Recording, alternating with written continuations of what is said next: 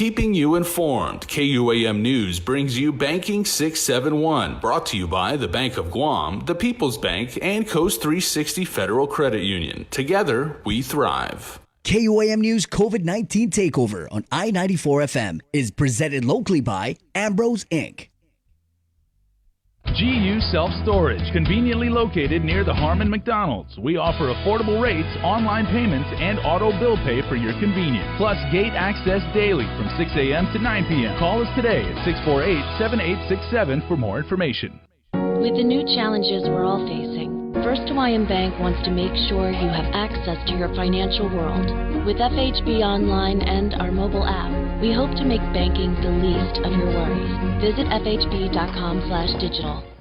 We hope that you and your loved ones are safe and healthy during the COVID-19 pandemic. It has been a challenging time for all, but now, more than ever, our cancer patients and caregivers need us. Although we are apart, we stand united in the fight against cancer. The American Cancer Society Guam is excited to announce our first virtual Relay for Life.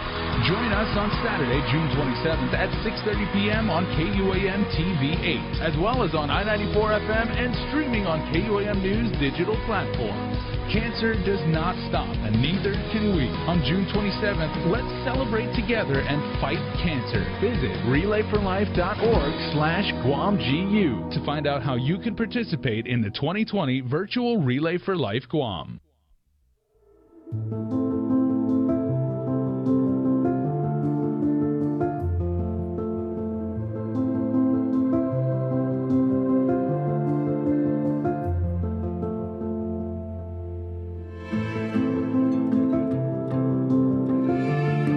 Be healthy. Be informed with ITD. It's not always easy trying something new. Sometimes you have to help your loved ones along. Nana is so used to her weekly trips to the bank that going online can be a little scary for her. But her grandson knows that banking online is safer and easier. So he's teaching her how to get started using Bank of Guam's online banking videos. Teaching is one way to show our loved ones we care. Keep your family safe at home and show them how to bank online. Find easy-to-use online banking tutorials at bankofguam.com or on our Instagram and Facebook pages. Bank of Guam, member FDIC. Ha'afade. Since the release of Guam's PUA online application process, the Guam Department of Labor has noticed many claimants are erroneously inputting information in many of the same areas or are making many of the same mistakes when registering and filing their weekly claims. In an effort to correct future claimant errors, we have put together this list of the top 10 most common mistakes claimants often make. Number 1. Understanding the term unemployed. Unemployed, as it relates to PUA, means that you have been furloughed, laid off, or you are working a reduced number of hours than you did prior to COVID-19. Number 2. When asked to provide your last day worked on your initial claim, remember to input the date your employment became affected as a direct result of COVID-19. For instance, if you were furloughed or had your hours reduced on April 8th and were recalled on June 1st, you would list your last day work as April 8th and not June 1st. Number 3. You must be able and available for work. Able and available means that you can work and that if given the opportunity for employment, that you would be willing to accept. If you claim that you are not able and available to work, you will not be deemed eligible for PUA benefits. Number 4. If the system doesn't allow you to proceed to register for PUA based on your Social Security number, contact webadmin at dol.guam.gov to reset your account. Do not key in a fake number to try to proceed to register. Doing so would constitute as fraud. Number 5. Upload documents to identify yourself, to verify employment and income, and strengthen your claim. If you have not uploaded these documents, sign into your account to do so. Otherwise, you may wait to be contacted by a DOL customer service representative. To avoid delays in receiving benefits, the documents you upload must be legible as it will be reviewed in determining your eligibility. If you are on a work visa or have a green card, you should upload these documents instead of mailing or faxing it in. Number 6. Whether you have one or more jobs, you must claim all income received for each week you file a claim. For example, if you have 2 jobs and remain gainfully employed in one but lose the other, or have reduced hours, you must input income received from each source. To do this, make sure you add your employer for each of your jobs, whether or not they are affected, at the work history portion of the registration process. When inputting income received, you must account for wages earned, paid leave, pension, or any other taxable income received for that week. Do not file a separate claim if you have 2 or more jobs. Number 7. Do not send your personal information via email if you are requesting assistance on a claim. Providing your claim number, first and last name, and the last 4 digits of your Social Security number is sufficient enough for us to pull your claim and assist. Number 8. If you opt for receiving your benefits via direct deposit, double and triple check that your bank and routing account numbers are correct. This is where you will receive your benefits, so make sure it's going to go to the correct account. Number 9.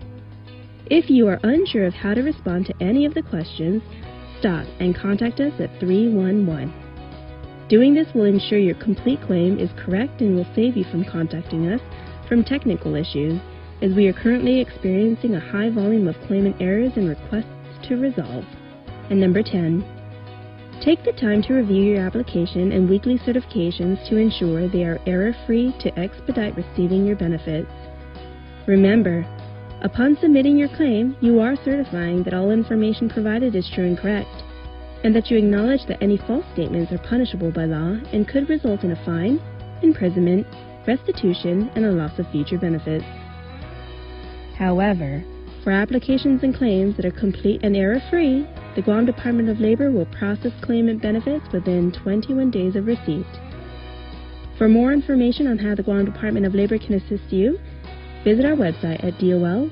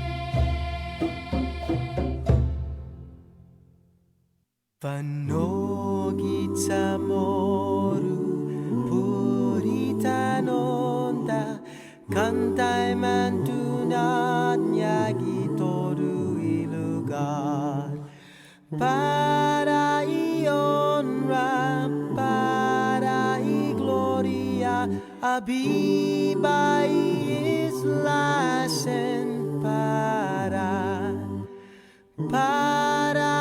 honra para gloria abiba islasen para todo y tempo y paz para ita dan gini langit na bendición contra y peligro na fansa fuham Deus protegis langong contra y peligro na fansa fuham Tus proteis lan Guam.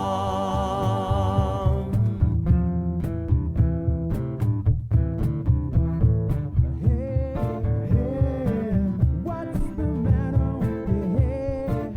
Oh yeah. Hey, hey, what's the matter with your mind and your side and whoa? Hey, hey, ain't nothing matter with your head, baby, find it. Come on and find it. Hey, with it, baby, 'cause you're fine and your mind and you look so divine. Come and get your love. Come and get your love. Come and get your love. Come and get your love. Hey, hey, what's the matter if you feel right? Don't you feel right, baby? Hey, oh yeah, I get it from your name, but alright. Oi. I said if I Good morning, Guam. All right. The 626 vibes, courtesy Rock Bottom. ain't nothing matter if you want some, take some, you get it together. We just listen to this. Come and get your Yeah. Before it all goes downhill. No, never downhill on this show. Always positive. Always uphill. The 626. Come and get your love again. Rock Bottom taking you back with Come and Get Your Love. Repopularized by Guardians of the Galaxy, right? Good morning on you. It is containing COVID. The KUAM News Takeover of Guam's favorite. Again, we're KUAM FM, Agani Guam 93.9. Thank you to our I-94 family for allowing us to move in here for containing COVID. And there's so many ways to catch the show. Obviously, right here on the radio, good morning on you, Guam and beyond. And also, there's a audio stream, Docomo Channel 10. We're streaming at KUAM.com and the KUAM News app. 8 o'clock, we throw on the show on KUAM TV 11. And last but not least, on the Edward R. Murrow Award-winning social media network of KUAM. It's your coffee. Right. That's what it is. It is. Got a little oomph. Yep. Good morning to our KUAM News Facebook Live viewers at 627. As always, trying to jam as much as we can into this show. We're gonna go on base this morning, guys. Hope you brought your ID. We're gonna talk with Mark Scott, who's the new spokesperson for the Guam National Guard. Also, we'll touch base with Robert Koss of the Guam Federation of Teachers. And we're going to talk to a traditional navigation instructor and find out what good things he's doing in the community with UOG Grant. That's coming up. Also, we're going to talk a little bit of trash. I know we've been talking about solid waste, so I wanted to get the chairman of the board onto the show, Andy Gill, to catch up and banter about basula. And from here until then, I'm going to keep thinking of a lot of trashy puns that we can throw out there. 628. Good morning, Sabrina. Good morning. How was your night last night? I didn't get a whole lot of sleep, so I'm wearing the hat and just like here, relying on your coffee. Right. I wish Bree would have given me a heads up because I got a tracksuit too. We should coordinate that next, like All right. tracksuit Wednesday. Okay, we can do that. Right on. And so you wear a hat when you have a rough night. Pretty Gotcha. much. Okay. 629. Well, let's do it then. All right. We'll start the show with a dive into the day's COVID-19 headlines from the KUAM news team with the very latest. Good morning, Sabrina Salas-Mantanani. Off a day, good morning, everyone. 171 samples were ran through Public Health's lab Tuesday. 0 turned up positive. There was, however, one test that turned up positive earlier yesterday. According to the latest situation report posted by Public Health, the latest case was identified through screening conducted at Anderson Air Force Base. The latest case is a man between 30 to 39 years old who was asymptomatic at the time of testing. No other information was provided. As of right now, the count of COVID cases on Guam is 180. 5 deaths, 163 recoveries, and 12 active cases. In the meantime, free community testing continues today at the Mongmong Church from 9 a.m. to 12 noon. You do not have to have symptoms, just bring an ID and get tested. GITA is still taking applications from local businesses for some $20 million in pandemic impact assistance grants. CEO Melanie Manjola says they received more than 1,100 inquiries. Nestor Lecanto reports. We have approved about 279 of them, and 40% were deemed ineligible. So that's a total of about 319 applications that have been processed. The others, the remaining applications are in process, and they're in process for a number of reasons. The main reason, she says, is incomplete documentation, as some companies, for example, still need to submit copies of their April GRT payment. Round 1 was for businesses with $500,000 in annual revenue or less and did not receive any federal stimulus assistance. Round 2 is open for those that gross $1.5 million a year or less. With regard to the approvals, 151 that were approved were in Series 1, meaning those were the smallest of the small businesses, 500,000 and below, and 128 were from the 500,001 all the way up to the 1.5, or businesses who have received PPP or EIDL. The grant is maxed at $30,000 and is calculated at 25% of average monthly gross receipts. Checks, she says, are already being cut. After an applicant is notified that they received the grant, they fill out a self-certification form saying that they're going to utilize the money for expenses associated with business interruption. And once we receive their self-certification form, then we send it down to DOA for processing. Companies are still encouraged to apply. Grants will be paid out until the $20 million is exhausted. For Guam's News Network, I'm Nestor Lecanto. 36 was moved to the voting file during session yesterday. The legislation provides health insurance choice to GovGuam employees and their families. The bill also does not affect the upcoming fiscal year, preserving existing health insurance negotiations, which are happening right now for fiscal year 2021, and removes any budgetary impact from fiscal year 2021 budget. The bill also places the financial impact of choice upon GovGuam employees and not taxpayers. Here's more from session floor. Senators Will Castro and Senators Therese Terlahi. And while I recognize the current issues, there are issues, Madam Speaker, and I've taken all calls, emails, and I recognize these. And these people, when they need health care, these issues are a matter of many things. One person said life and death. One person, they're a matter of health, right? And so, of course, we want our negotiation team to ensure in their negotiations that we are going to have a carrier that is responsive, a carrier that is going to be prompt with reimbursements, where pre-approval for referrals to specialists or for procedures is done promptly. And as promised, all carriers will provide the network that give the patients the widest choice of doctors and specialists. That's what we want. And we want, if our carrier is not doing what they've promised to do, then we want the Department of Administration to step up and to enforce that contract and to do whatever it takes to ensure that after one complaint, 2 complaints, that no one else would have to complain. So, Madam Speaker, I want to thank you and your staff, and also Speaker Peter Terlahi and his team for working during this time of uncertainty. And while most certainly not the most ideal of working conditions, I am proud that we've been able to keep the task at hand by working collectively and collaboratively. And by maintaining this course of professionalism as well, Madam Speaker, it's my privilege to rise and speak in favor of Bill 366.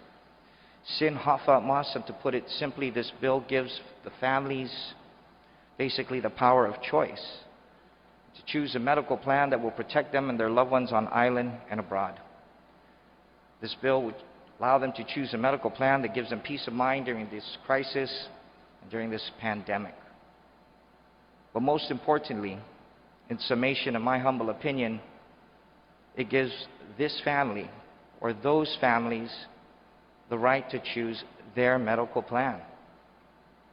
And unfortunately, Madam Speaker, during this ongoing pandemic, many families still face the difficulty of having to choose between one priority over another, between food, and we heard earlier discussions unrelated to this specific bill, but it's consistent throughout these deliberations this past week. The families are having to choose between food and medicine, utilities, loans.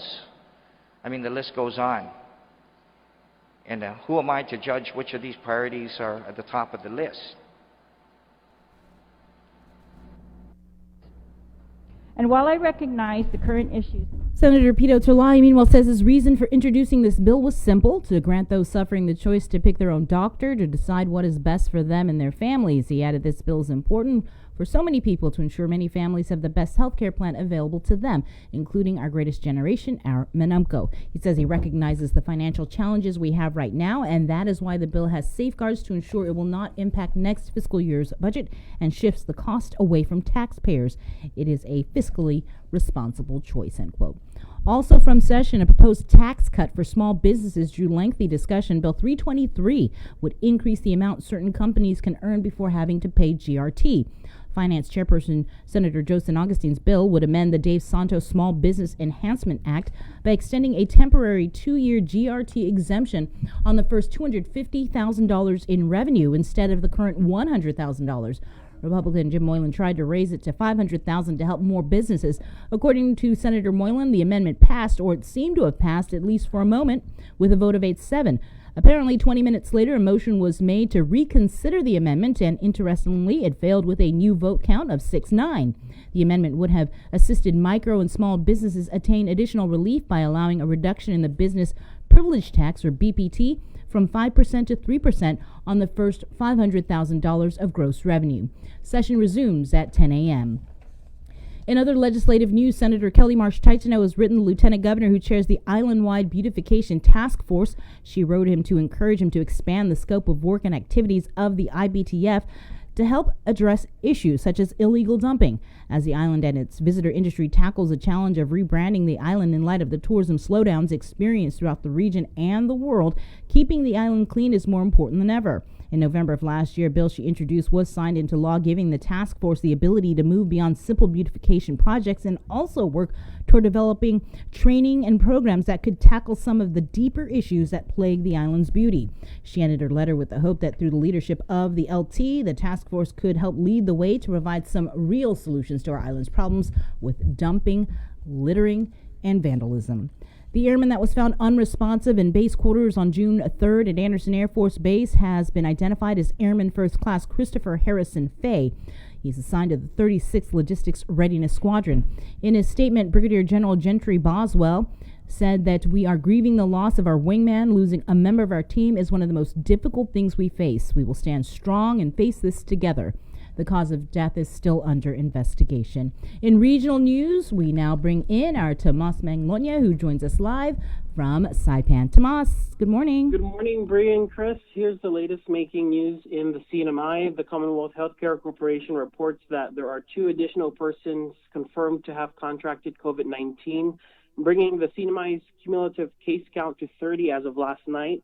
The latest people diagnosed with COVID-19 have no symptoms, but were placed under quarantine pursuant to the executive order for incoming travelers. Of the total 30 confirmed cases, about 23% of them, 7 cases, have been identified through testing at the COVID-19 Task Force Quarantine Facility. As we reported, the CNMI is also at odds with pandemic overtime. While still at issue with U2 overtime payments, the CNMI Lieutenant Governor Arnold Palacios weighed in on overtime authorization for cabinet members. The administration awaits guidance from the Office of the Public Auditor, Office of the Attorney General, and FEMA. Yesterday, we spoke with the House Special Committee on Federal Assistance and Disaster-Related Funding Chair, Representative Ralph Humel. We spoke to him in his office yesterday. Take a listen to this clip. What's the status update on the documents that you requested from GAR with regards to overtime? Okay, so there's a whole bunch of documents that we did request through the Public Assistance Office, GAR, Patrick Guerrero. So there is progress. They've informed my office that documents should be coming in from contracts that we requested, the payroll.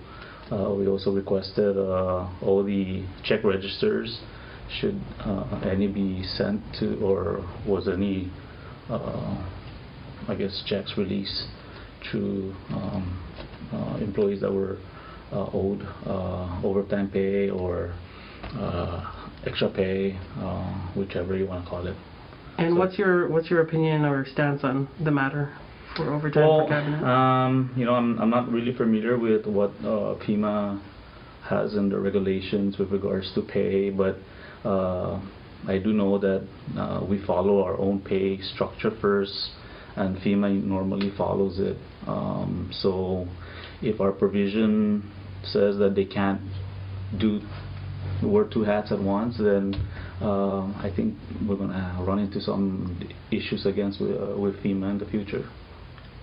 So what's your end all be all, like your goal in requesting this document? Well, transparency, eliminate corruption, Well, the first step with the committee is to gather the information that other reps have issues with, and then we'll go over it. At the end of the day, if there's some discrepancies or something that need to be brought up, then we call in the agencies that are involved and have them put on record and explain to the CNMI, the people of the CNMI, as to why this is going on.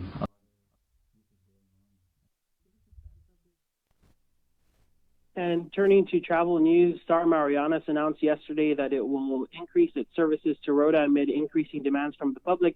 They write online that in response to the request from Rota leadership and to accommodate the increasing demand for travel, Star Marianas will now be operating an afternoon scheduled flight between Saipan and Rota on Tuesdays and Fridays. They say that the flight will be in addition to the current morning flights on Tuesdays and Fridays.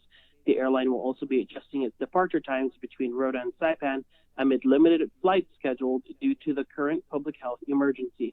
And here are the latest numbers from the Commonwealth Healthcare Corporation's dashboard. As we reported, the number of cumulative cases of COVID-19 in the CNMI remains at 30, with 2 deaths. And some updates from the Community Testing Initiative. 6,647 people have been tested at Saipan.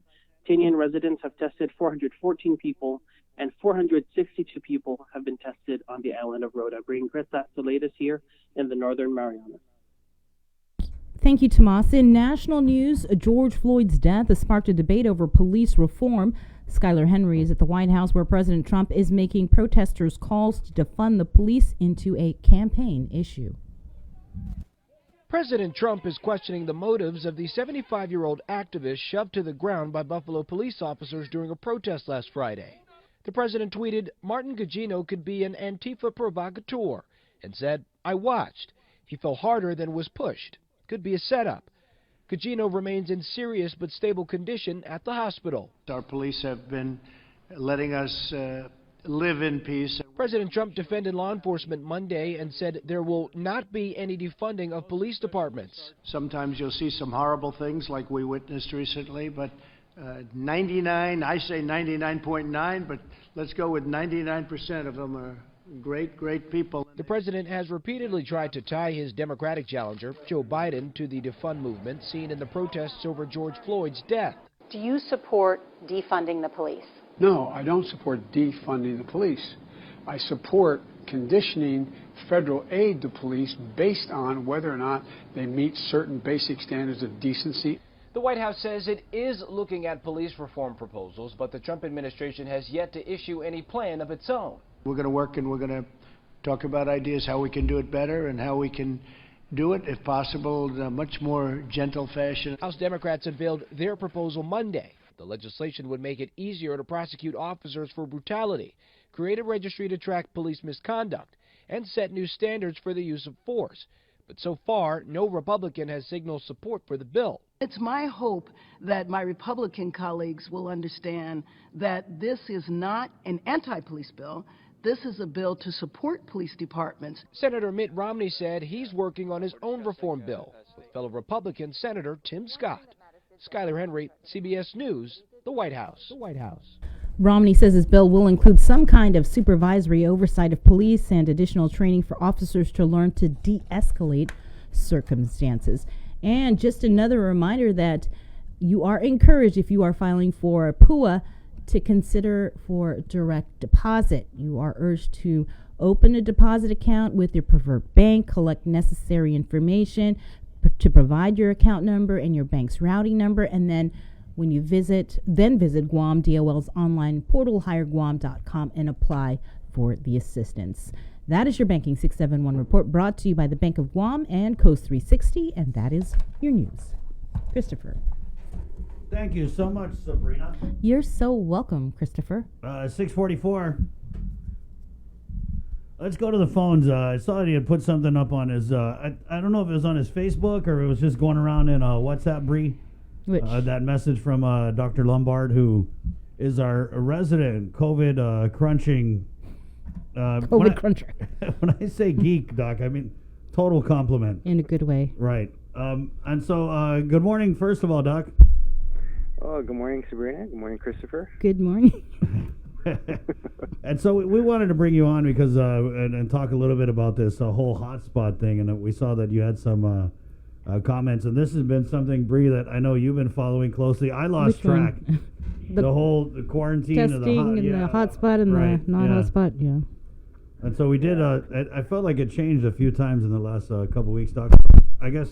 So that was the court. Okay. Just first of all, what are your thoughts on that hotspot policy? Yeah, I think it's probably likely going to change again, probably within a couple more weeks, and that's just the nature of the beast, I think. And I think just to start off, I don't think we should get too wrapped around the axle about the little details when things may again change. And I really think that, you know, at the press conference, Dr. Cabrera was pretty clear that it is something that's evolving, and that they're not just going to use really that single criteria that they were referring to. Well, that was maybe one of the primary criteria that they wanted to look at, that they would kind of use the totality of data in making decisions about what to do with specific countries and people that are coming in from those countries. I'm sure they all feel a tremendous sense of responsibility to try to make the right decision, and you know, behind closed doors, you know, we're not privy to the kinds of you know, discussions or arguments or what have you that they're doing after hours every day to try to come to some sort of decision about something that makes some kind of sense. So, you know, this metric that they're talking about, the doubling days, right? And it's not confusing if you just say, hey, how many deaths do we have today? And how many days did we have how long ago did we have half that many deaths? And you know, from that perspective, it's clear. But what was not clear, and you really had to dive into it, and I had to get some clarification from Dr. Cabrera on this. What was not clear from the, if you looked at the full release from Public Health, there was a link in there to a New York Times compilation page. Mm-hmm. And that page, first of all, the link was broken, and that didn't help things, because you went to that link and it looked like it was broken. It was one of these PDF errors. And that was my first problem, and I didn't realize I wasn't putting the address in right. But then when you actually do get to the page, it shows you this map, and you got to click on a tab that says hotspots, and then it shows you all the countries, and it shows you their color code based on what their number is for doubling days. If you're on your phone, it doesn't show you the number. Apparently on your laptop, it will show you the number. And then way down in the bottom underneath, there's these little tiny details that say on the New York Times doubling day calculation, they use the previous week of data. So they're not doing it in a way that I think most people would intuitively say, you know, when did the deaths double? How long did it take for the deaths to double over all time? They're saying, let's say a week ago you had 15 deaths, and then the next day you have 20 deaths, and the next day you have 14 deaths, and then they use those numbers to calculate when would we expect to double. So what that does, it says if you're having a bad week, then the doubling rate is going to decrease. The doubling days is going to decrease. You're going to get to that doubling time a lot faster. And so I think that was the main source of confusion, at least for me, when I was trying to just validate the doubling date for the PI, for example. And everything I looked at, it was showing, well over 30 days. So I didn't kind of understand where Dr. Cabrera was coming from. But then once I got into the details, again, devil's in the details, but trust Dr. Cabrera. He's The doubles in the details? The double is in the detail. And indeed, I think if you look at just the most recent week of data, then it's true.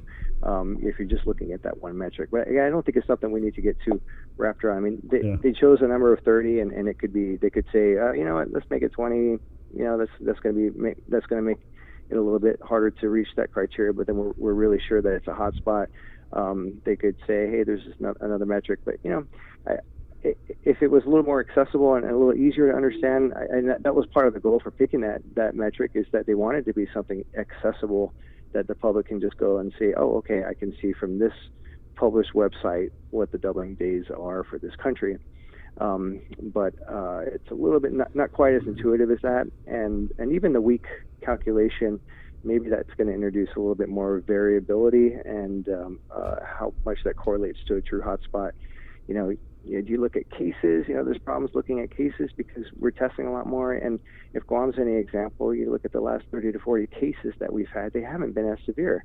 And if that's happening everywhere else, that's a good thing. But if you're tracking, you know, places where cases are on the rise, you know, that may not be a great metric of how much of a hotspot they are either.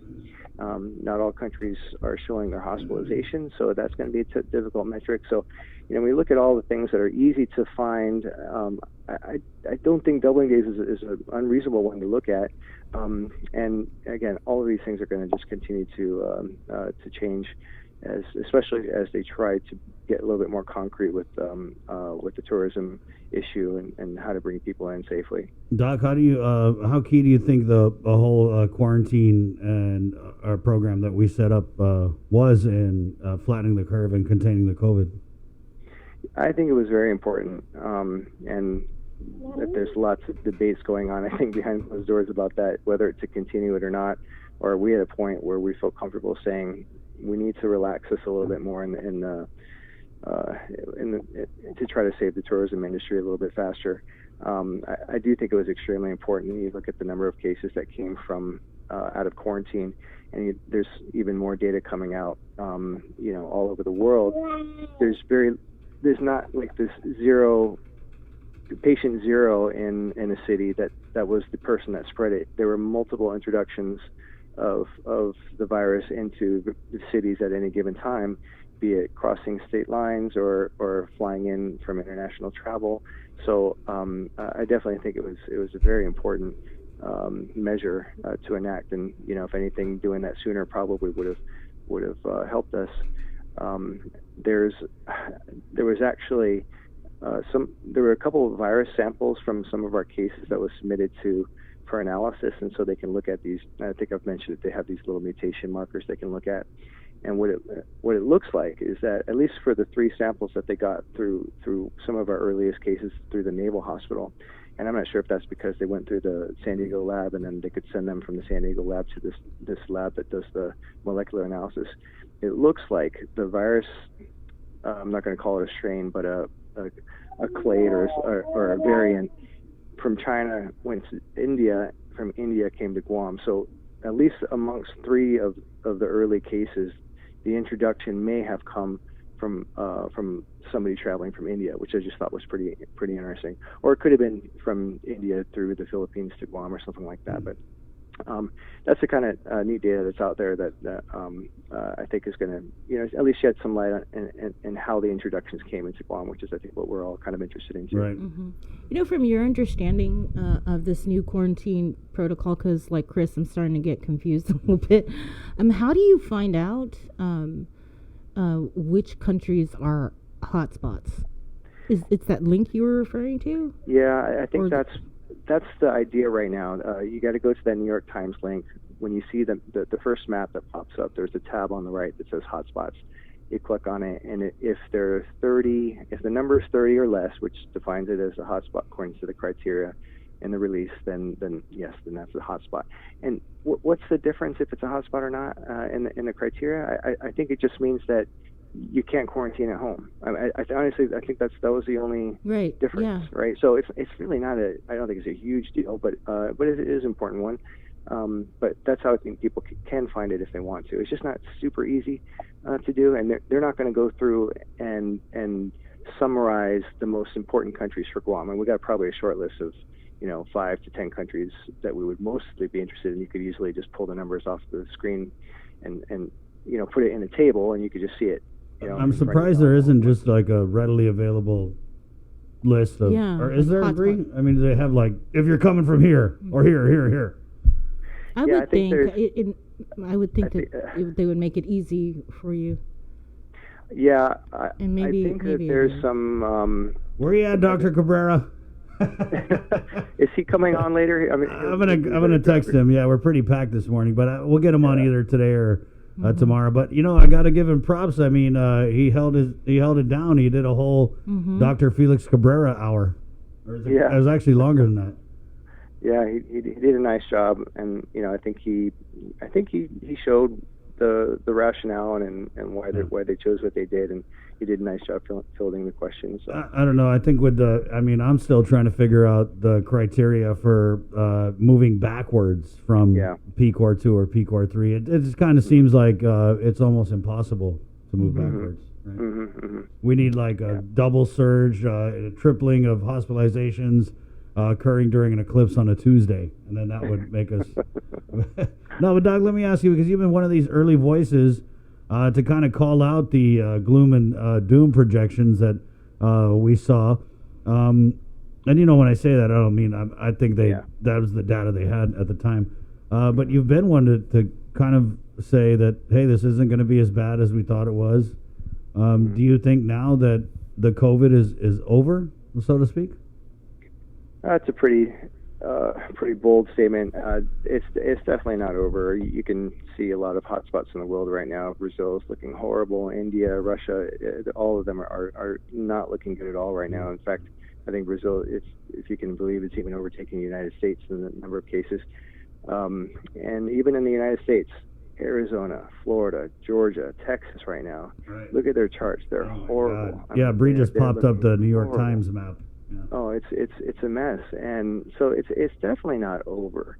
And if we're not careful, I mean, we will have some more introductions. But even if we do have introductions, I think we're pretty well equipped to handle those with our increased testing ability. And I think our people of Guam, I think we do a nice job with our mask wearing. I mean, even I've talked to some folks in the States that say in New York everybody's wearing a mask because they just saw death and devastation around them.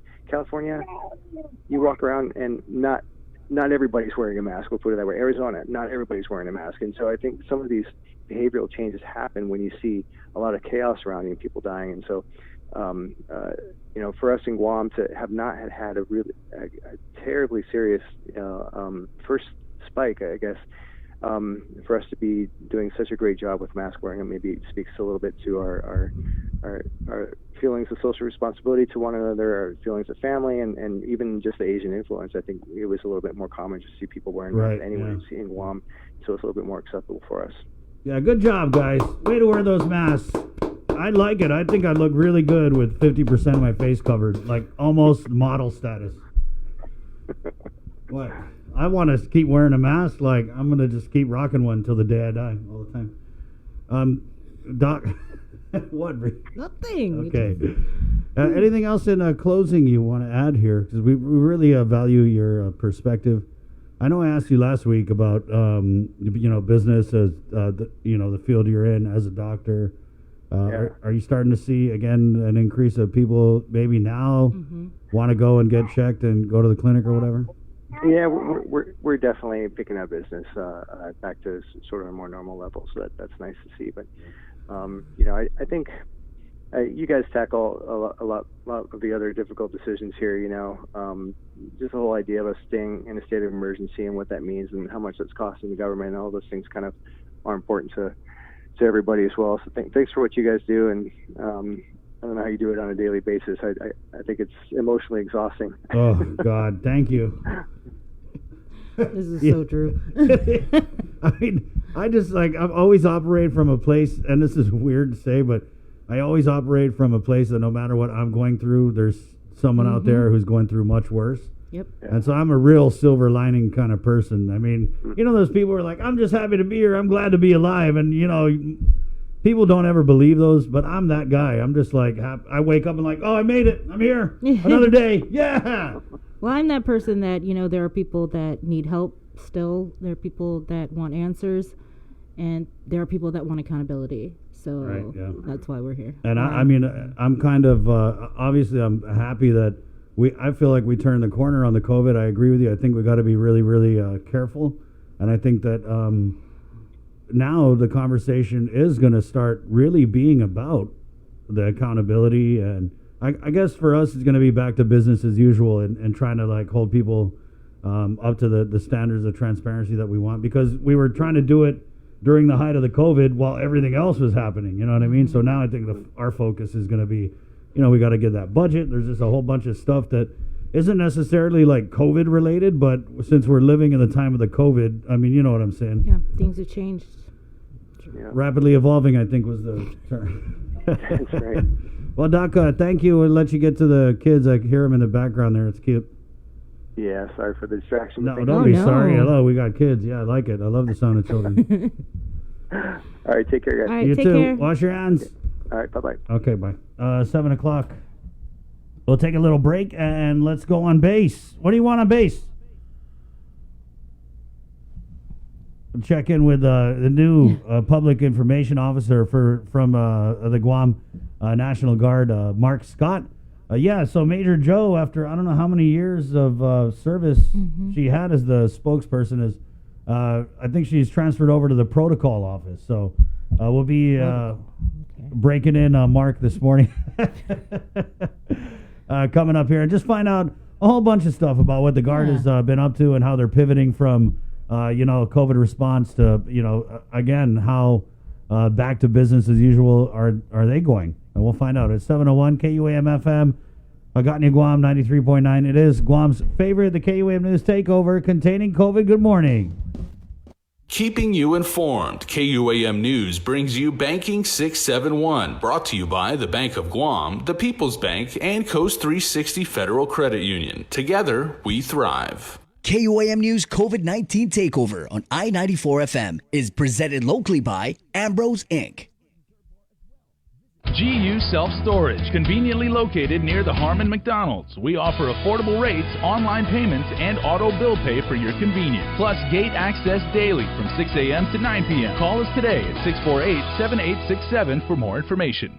With the new challenges we're all facing, First Hawaiian Bank wants to make sure you have access to your financial world.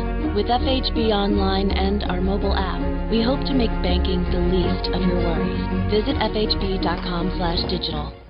We hope that you and your loved ones are safe and healthy during the COVID-19 pandemic. It has been a challenging time for all, but now, more than ever, our cancer patients and caregivers need us. Although we are apart, we stand united in the fight against cancer. The American Cancer Society Guam is excited to announce our first virtual Relay for Life. Join us on Saturday, June 27th at 6:30 p.m. on KUAM TV 8, as well as on I-94 FM and streaming on KUAM News digital platforms. Cancer does not stop, and neither can we. On June 27th, let's celebrate together and fight cancer. Visit relayforlife.org/GuamGU to find out how you can participate in the 2020 virtual Relay for Life Guam.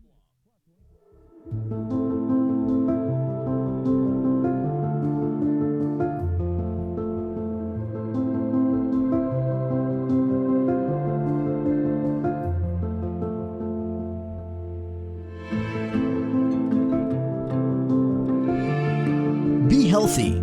Be informed. It's not always easy trying something new. Sometimes you have to help your loved ones along. Nana is so used to her weekly trips to the bank that going online can be a little scary for her. But her grandson knows that banking online is safer and easier. So he's teaching her how to get started using Bank of Guam's online banking videos. Teaching is one way to show our loved ones we care. Keep your family safe at home and show them how to bank online. Find easy-to-use online banking tutorials at bankofguam.com or on our Instagram and Facebook pages. Bank of Guam, member FDIC. Be healthy. Be informed with ITD.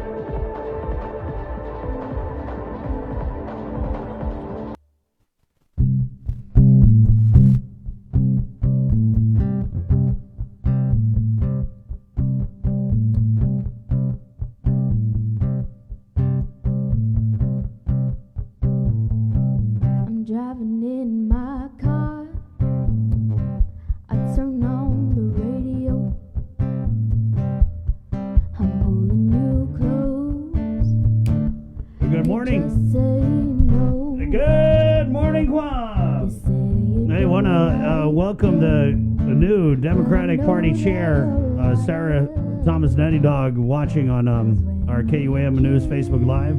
Hey, Sarah, shoot me a text. Hi, Sarah. Or shoot us a text and we'll put you on the roster. We'd love to get you on here. Congratulations. Yeah, 709. Serena and Paige featuring Zach from Umatic. Fire. Good morning, 709. Hey, the show is proudly brought to you by Ambrose Inc., IT&E, Coast 360, Cabo Enterprises, and the Bank of Guam. It's containing COVID. Good morning. Let's keep it going here and go on base with the new PIO. Is it PIO spokesperson? PAO. He's the guy who is doing the talking for the Guam National Guard. And taking some really good pictures. Right. Mark Scott. Good morning, Mark. Hey, good morning, Chris and Sabrina. How are you guys? Good. How are you? Doing good. Doing good. You know, I'm getting settled into the new job. Mm-hmm. I've got the big task of trying to fill Major Joe Blott's shoes. You really do. Yeah, I heard she's a size 13. She's really good. She's size 13. They're tough shoes to fill. Right. You guys know she was a rock star. Yes. Very smooth on the radio, and like you guys know, as a photographer in my background, it's something I'm gonna have to try to live up to. So I'm gonna do my best. Well, you're off to a good start. We get the pictures almost every single day, so thank you for that. Oh well, you're welcome. You know, we believe, and is our tag, General Agigi's intent is that part of our job is to be transparent and available to the community as stewards, right? We're stewards of the public trust, so that's a part of what we try to do as much as we can. Well, it sounds like we're already off on the right foot, Mark, so let's just get into it. We'll start with the status, and if you could give us a situation report, guys. Yeah, we see those sit reports also from public health, and I think it stands at 17 in terms of the number of tests that have been conducted by the Guard, and I know that during one of the press conferences, I want to say about a month ago or something, I think it was either public health or the governor announced that the National Guard was going to ramp up testing. And so I'm just kind of wondering, what is the status? Because I've been seeing blanks. Oh, okay. So, Sabrina, you're talking about with regard to testing the first responders back yes. a couple months ago? Mm-hmm.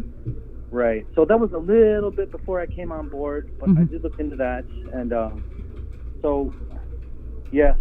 A couple months ago, there was an intent, right, for us to look at testing. Mm-hmm. We were assessing our capabilities, and we did have some equipment with our CST that looked like we could support public health until they got their tests.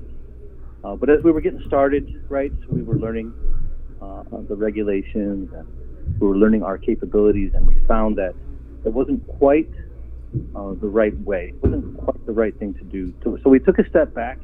So to be specific, I understand that our equipment was more for environmental testing, if that makes sense. Things like nuclear, biological, chemical, things like drug labs, but we weren't quite set up for human sample biological type testing. Does that make sense? Oh, so the National Guard never got any sort of like test machine or... So at the labs they have their, I can't even remember the name of the machines anymore, but they have those specific machines of, what are they called? Abbott ID. Yeah, Abbott ID, and the Gene Expert. Yeah, so we do have the machines, Sabrina. I see. But it's important for us to do the right thing, right? And by regulation and by protocol, if these things are not designed and set for the types of tests that they're going to be used for, we had to do the right thing. And it was a learning process for us. Of course, we offer our support, and our intention was to help. But as we learned that those machines were not quite, their equipment was not quite the right ones to be using, we took our step back to our supportive role, and then public health is the one that took over the testing. So that's where we're at now. Public health is taking the lead with the testing of, public and the first responders. Mm-hmm. We're in a support role at the locations where they're conducting the testing now. Okay, but 17 tests were run. Can you explain how you went from 17 to 0 and how this changed? I'm not sure I understand. The first day, I'll have to get a date for you, Sabrina, but I know from when I talked to our task force medical, This is back a couple months ago where they started the testing process, right? And they did test a few, okay? But like I said, when they started looking deeper into, the regulations and the protocols, was when we learned that this was not the right way to be moving forward, if that makes sense. So we stopped. We stopped after that first batch, and we didn't conduct any more after that. Okay. We allowed public health to take over the lead. Okay, so you guys had the capability to conduct the testing, but for whatever reason, you guys stopped, and now public health has taken over. So you guys turned over the machines? No, it's different stuff. Public health has their own tests now, which, like I said, was the right thing to do, Sabrina. It's just the equipment that we had. It had some capability, but it wasn't the right way to move forward. Well, let's. So no tests of first responders on behalf of the Guard. You guys have kind of like moved out of that mission. You're not doing that at all. That's right. Okay. We're just in support of the public health. Right. And is that what it was, Mark? Was that it's a public health emergency? The public health authority is in charge during this emergency, and so they're leading the testing. That's right, Chris. That is right. So we have a mission. It's called the DISCA, Defense and Support of Civil Authorities, and the key word there is support. So we are there to help the public agency kind of get their mission done and stabilize or fill gaps as needed, and then once they're able to, to kind of self-sustain and cover all the gaps on their own, is when we go back to our steady state, which is normal operations. So yes, Chris, that's correct. What can you tell us about the status and maybe any update on any current deployments or anything coming in the near future? Yeah, sure, Chris. So with these deployments, the show must go on. We continue to fulfill our missions. We just had a group go to Arizona for our southwest border mission. I think it was last week. Yeah. We have a SecFor mission ongoing. Right now we're on our third rotation coming up. So SecFor 3 will be taking over that site defense up there in Guam. And I believe the Air Guard has a rotation getting ready as well, but I'm going to have to check on that. But yes, Chris, to answer your question, we stay ready, whether it's our federal or state mission or our community mission. We're always prepared to answer the call. So these things are continuing as usual. There was a message, I think you may have sent it, from the Adjutant General. We ran it yesterday. If you could just kind of break that down for us, the COVID response, where we are with that, and I guess this transition that we might be seeing from COVID response to civil disturbance support. Yeah, I can, Sabrina, and thanks for that question. So we've been busy, as we all have this year, right? We do have a COVID response, which you guys have heard. It's called the Joint Task Force 671. And right now we have about 250 folks on duty for it. About 2/3 of that is Army, and about 1/3 of that is our Air Guard. And we have different task forces underneath the Joint Task Force, such as, the Task Force Shield that does the QFAX, the quarantine facility. We're helping out sanitize mayor's offices, the traffic flow and crowd management at the food distribution sites. We just have so much going on. We've got Task Force Medical with our surgeon cell. And with regard to that message, right, the message that the TAG put out, this was on Sunday during a drill weekend. It was a message to the troops and the families. And what that was, Sabrina, it was just a reminder, really. The TAG's message was, it was a reminder of our values in the Guard, first of all, and that we don't have a place in the Guard for discrimination. We don't have a place for racism. We're in the Guard, in that uniform, we're brothers and sisters, right? So we treat each other like that without discrimination. So it was a reminder of that. We cannot stand by, and we must be better. So that was the TAG's kind of main point. But she also gave us a reminder of our culture. When times get tough, you know how it is for us guys for thousands of years now. There's been typhoons, natural disasters. We always band together, and that's been a part of our culture. The TAG reminded us of that we come together in tough times. And I think lastly, the TAG's final message was that an affirmation of our oath. We raised our right hand, you guys, and we put on that uniform and we swore to protect our people, to defend our people. And if that call comes, you guys, we're ready to help protect the people because it's what we train for, and it's what we're here to do. So, Train for this, bro. Yeah. And it's all in the protection and the service of our people. So, of course, none of us hopes it comes to that. Right? A part of that message was a message of unity, that we come together. And that's what we're all hoping for. You guys, we got 1,000-some soldiers and airmen in the Guard.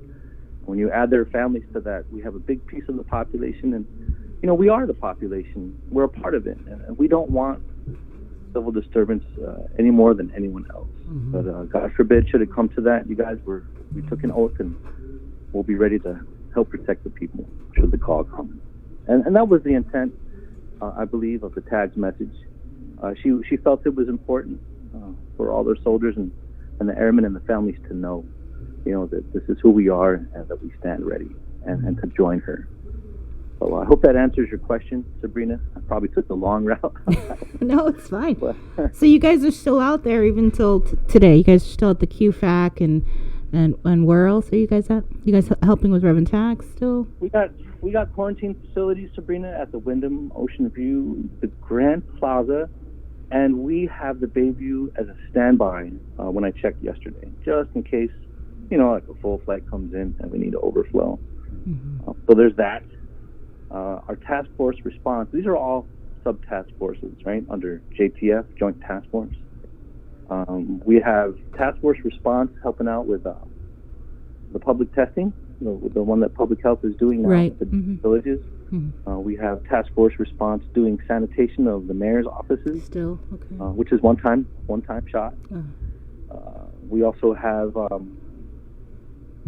also have some other things on the horizon that task force response will be helping with, similar to what you guys saw at Reverend Tax, where there may be changes to the traffic pattern or lines that we can help enforce the social distancing and make sure there's a good flow, right, of the crowd.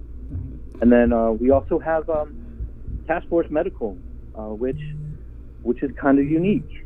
So Task Force Medical, you guys, it includes our surgeon cell, which is Dr. Mike Cruz and his advisors up in Adelup advising the governor, right?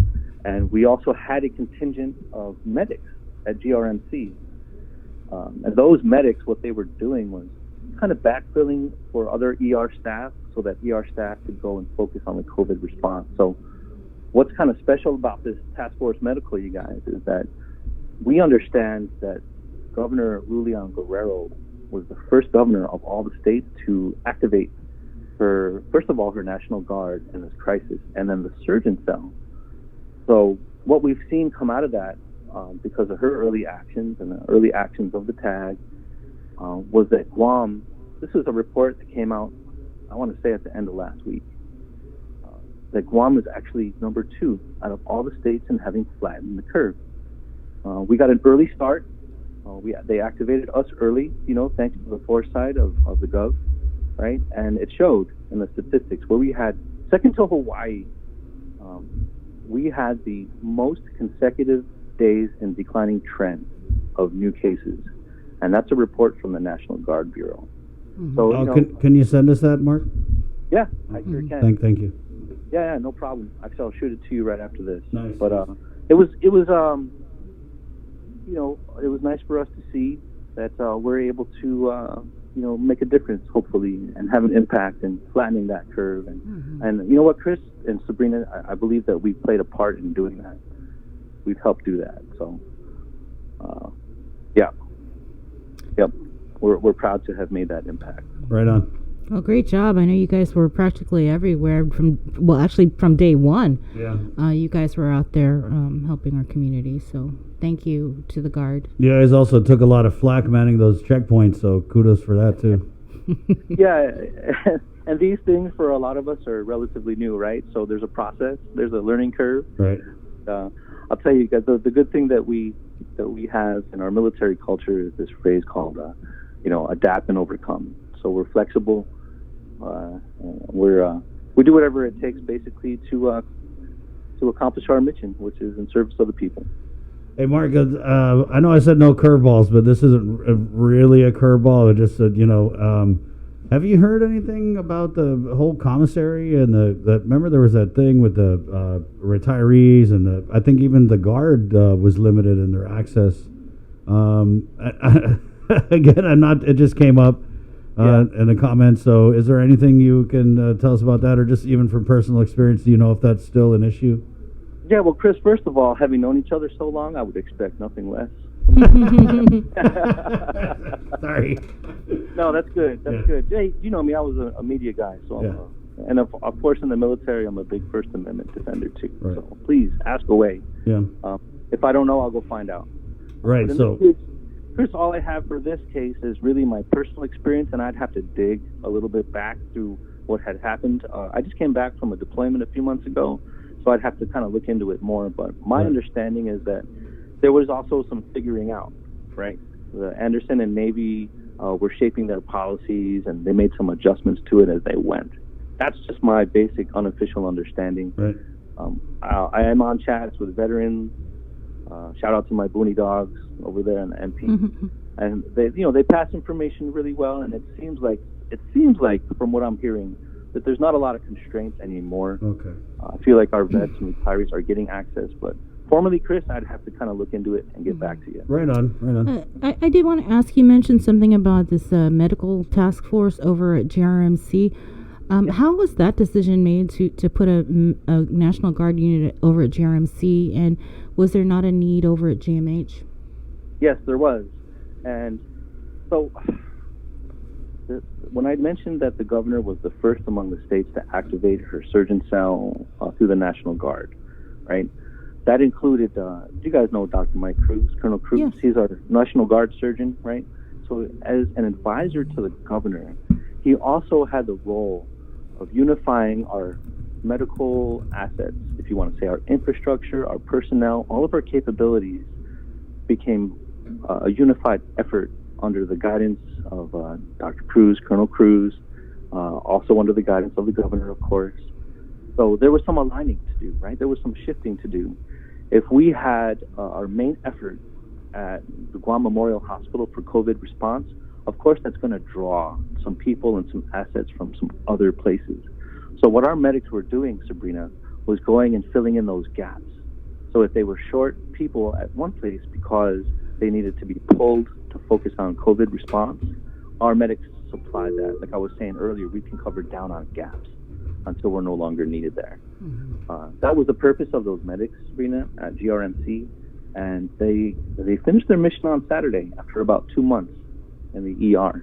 So I hope that answers your question, but they were like a backfill. I see. So there was a gap in terms of in need of medical personnel over at GRMC, so the National Guard was tasked to assist. Exactly. Okay. All right. I think that's it for me. Was there any final comments? You don't have any more. You don't have any more curveballs up your sleeve, Bree? That you know. No, I just thought that was interesting that we had a task force of National Guard members over at GRMC. Come on, you got that, you know. It was a great thing to see. You know, Sabrina, some of those medics are some of our younger soldiers, and they got hands-on experience in a real ER. They got credit hours toward their, hands-on type certifications that are needed, lab time or whatever it's called. And it was really productive for their careers. In fact, when I go out and take my pictures and talk to the troops, I've heard them say that it was the best experience they've had in their whole career. Wow. Being hands-on. So, yeah, I mean, it's win-win all around. We're here to support the community, here to support the civil authorities, and we're getting a skilled workforce too in the Guard. We're enhancing our skills, and we're building those relationships with the community. So we're just so proud to have done it, in support of the Gov who believed in us and activated us first out of all the states. We're just so happy that we could have accomplished what we were here for. Mm-hmm. And again, none of them were at GMH. Well, no, none of the medics were inside the ER at GMH. That's correct. Okay. All right, Mark. Thanks, Mark. And Sabrina, if we ever went back in time and made a malfunction together, like I did with Chris, then you could throw me a curveball. Mine are pretty fast. Yeah. She don't really do curveballs. She just straight up blow the heat by you, and you wait. What was that? Or throw the heat at you. Yeah. I'm sure it's just a matter of time. Yeah. Okay, Mark. Thanks, Mark. Wash Take your care. hands. We need to talk again. Yeah, definitely. Let's do this weekly. I think it's cool. You guys just tell us what you need, what you're up to, and how we can help. Well, thank you guys. And thanks for supporting the First Amendment rights, and it was great chatting with you guys. All right. Take Always. care. Thanks, Have a Mark. good Take day. care. Okay. Wash your hands. Yep, wash your hands. All right. You're so slick, Bree. What? I could see what you're. I mean, Colonel, right? Colonel Mike Cruz runs GRMC. A bunch of guard doctors at GRMC. I mean, it is what it is. 7:29. Hey, it's the KUAM News Takeover, Guam's favorite, containing COVID. Coming up a little bit later on the show, we'll get attorney Tom Fisher of the double pay lawsuit fame and catch up with him. I know he's anticipating filing something this week, so we'll get the word from attorney Fisher, as I know a lot of our government employees continue to follow this double pay issue, as we do our part to not let it get too far away from us by holding all the stakeholders accountable and giving them a platform to tell us where we are. And on that note, let's go and get Robert Cause from the Guam Federation of Teachers. Good morning, Good morning, Robert. Good morning. It's been a while. Yeah, not a lot of movement on our side. Mm-hmm. Our attorney's been meeting with the client. Wow, there's a bad echo. Right. Yeah. I think I heard that your attorney's been meeting with your clients? That's right. We have 10 named representatives of the class. Mm-hmm. And so he's been meeting with them. They've been gathering all the evidence that we need to make sure that we satisfy the courts. I think that's something that, was surfaced in the last time this appeared before the court, right? Right. So, trying to get all that together. And I understand there's no rush to file, and that it's more important that we do it right than that we do it quickly. So that's kind of the message that I was given. And so that's where we're at. Mm-hmm. I know that when we talked last, you were mentioning that your lawsuit, the pending lawsuit, is pretty much all encompassing. It's not just for double pay, but it's inclusive of, has overtime pay. Have any of the 10 that's going to be the names that are on this lawsuit, have they been paid overtime? Have you heard anything? Well, I again, it's the attorney that's been meeting with the client.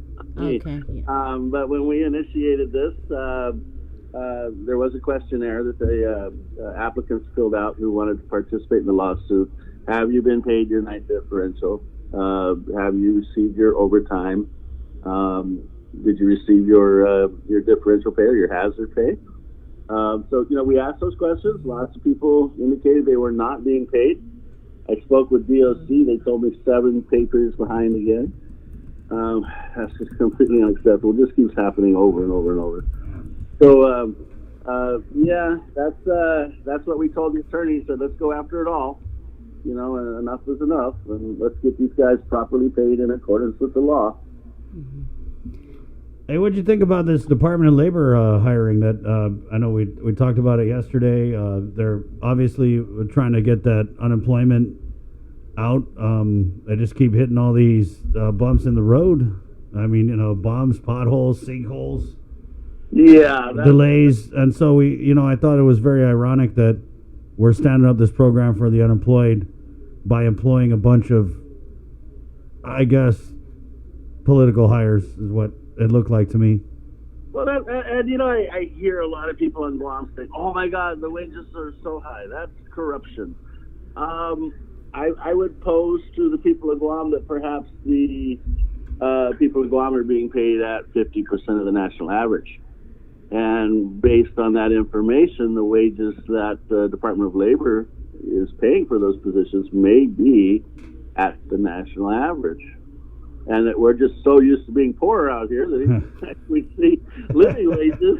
Oh, come on, Robert. That's so much That's money. a little bit of a stretch there. I mean, what do you make of these jobs? They weren't announced. They were handpicked. I mean, I know you've been around here for a while, and you know how that goes. So I guess what would you say about that? Well, Guam has a merit system in place. We hire employees based on their skills, qualifications, character through a competitive process. That's how public employees are acquired. And these are part-time positions. So, I guess this may be a pork barrel. Very, very real possibility of that. But being part-time employment, that may be allowable.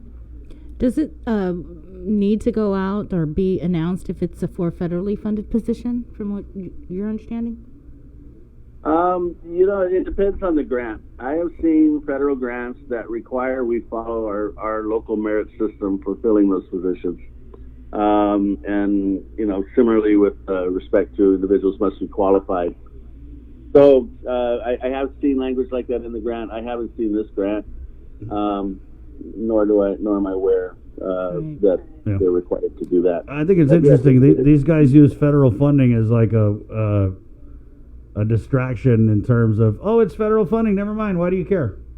I just feel it's inconsiderate and hurtful when you have 38,000 people that are anticipated to file for PUA looking for a job or have been impacted in one way or another from the COVID crisis, and there's these opportunities to be hired, even if it is a part-time or an 18-month term, and they're not given that opportunity to at least try to apply. And this could have been a total slam dunk, Robert. This could have been something where, they love to do these high-end, well-produced TV commercials. I mean, imagine if they had put the call out and there was, a human resources manager or any other type of person who had lost their job and was then called in, applied, hired to help administer this program or to help run this program for people who have lost their jobs. It would have been so much better than what we're seeing now, where you have Dave Della Sola offering this harebrained reasoning that, people did apply, but we used applications from way back in last year of January. Yeah, that was just nuts. I mean, and then Lieutenant Governor Josh had basically confirmed, I guess there's a filing cabinet full of your applications. I don't know if it's at Adelup or Government House. From the transition, just so people know. Chris, don't you have a file? Don't you have an application in that file? They never called me. They never called you? I might have put the wrong phone number. I put Bree's phone number. He's in the Jim Moylan file. They're like, Chris, get out of here. So, I'm aware that, pork barrel has always played a role on Guam, and initially it was hard for me to swallow. But, it happens, and, what I want to see, I just want to see the money get into the hands of the consumer, of the working families, the people on the bottom, and let them go out and spend that money in the stores and stimulate those stores and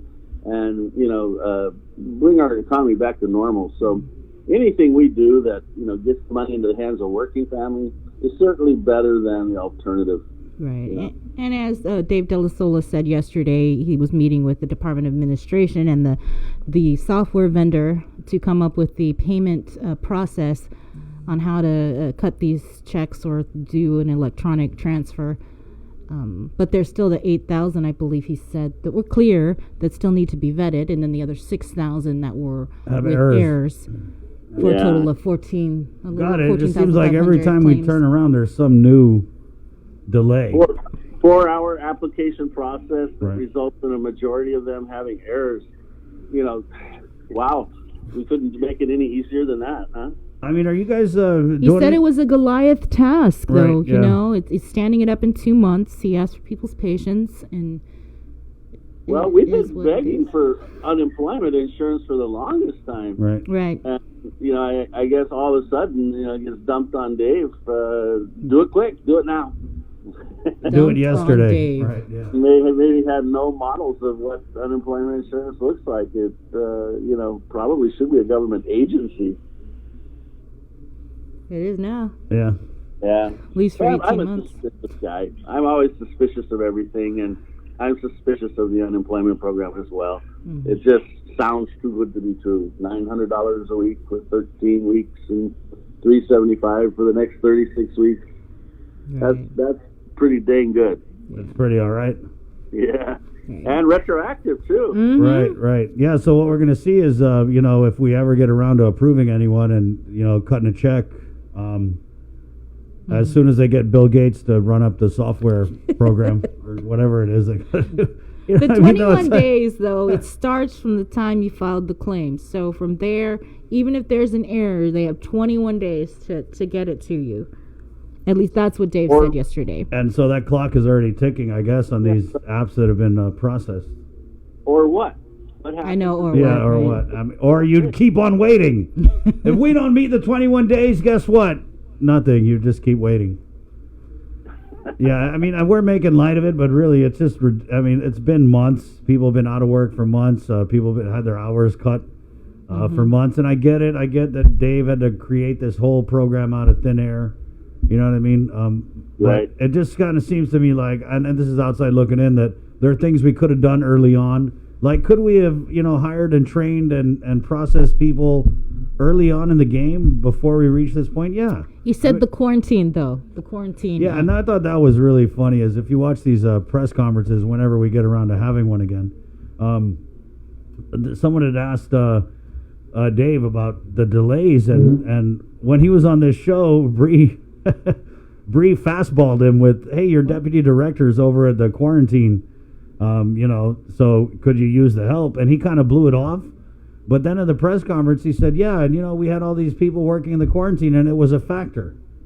He said at that press conference that having his deputy detailed to be a quarantine savior / shepherd did affect the rollout and the timeliness of this program. So it is what it is, Robert.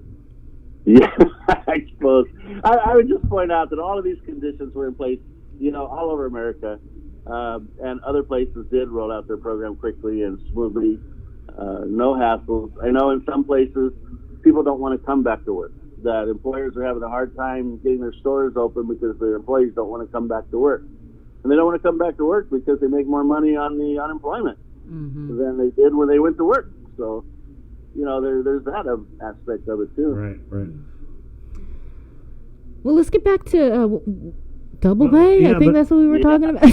Can I just ask Robert, real quick, Robert, are you guys offering any assistance to any, I don't know if they would be members or just people in general with this application process? Because you said yourself it's a 4-hour thing, and that's an interesting idea. It had not crossed my mind prior to this phone call, so we may be able to do that. We don't have a lot of computers, but we may have a spare one or two. Right. That we could do something like that. But very small staff, though. Right. On the double pay, one thing I just want to point out is Attorney Canto in the courts, he stated that the government had the option of either paying the double pay or granting the leave under the law, and that it was discretionary in that regard. Well, that to me is an admission. The government realizes it has to pay this. Right. So it's not a good faith effort to do the right thing by the governor at this point as they continue to fight this in the courts.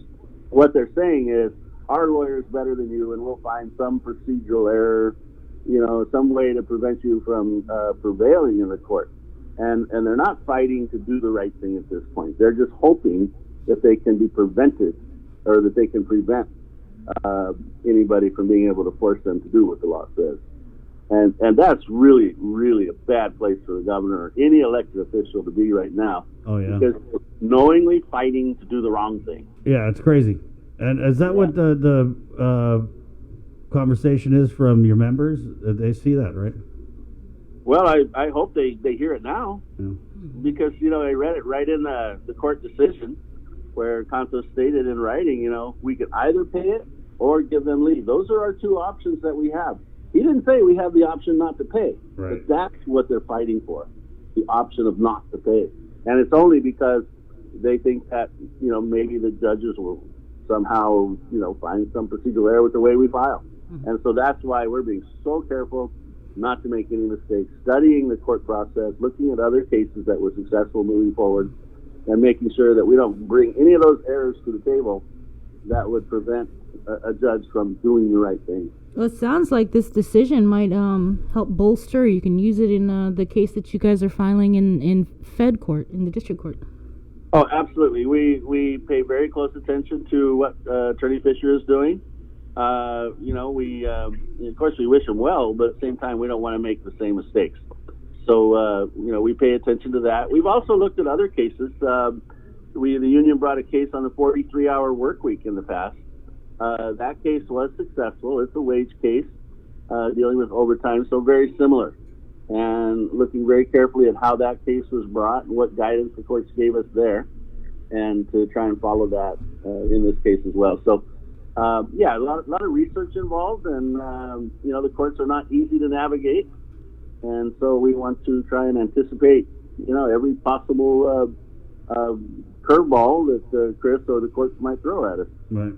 Robert, let's talk about returning to the new normal and arranging for you to get on the show. You're representing a couple of members in some ongoing actions. I mean, I don't know if you want to get into the specifics. I would love if you did. But how has it been for the union now that we're kind of reopened? Are you guys seeing more cases from your members where you need to defend terminations or adverse actions or that type of thing? Right. I would love to discuss those with you right now. I have one that's very unsettling. Another adverse action that's in progress, and it's at a point where I really shouldn't talk at all about it.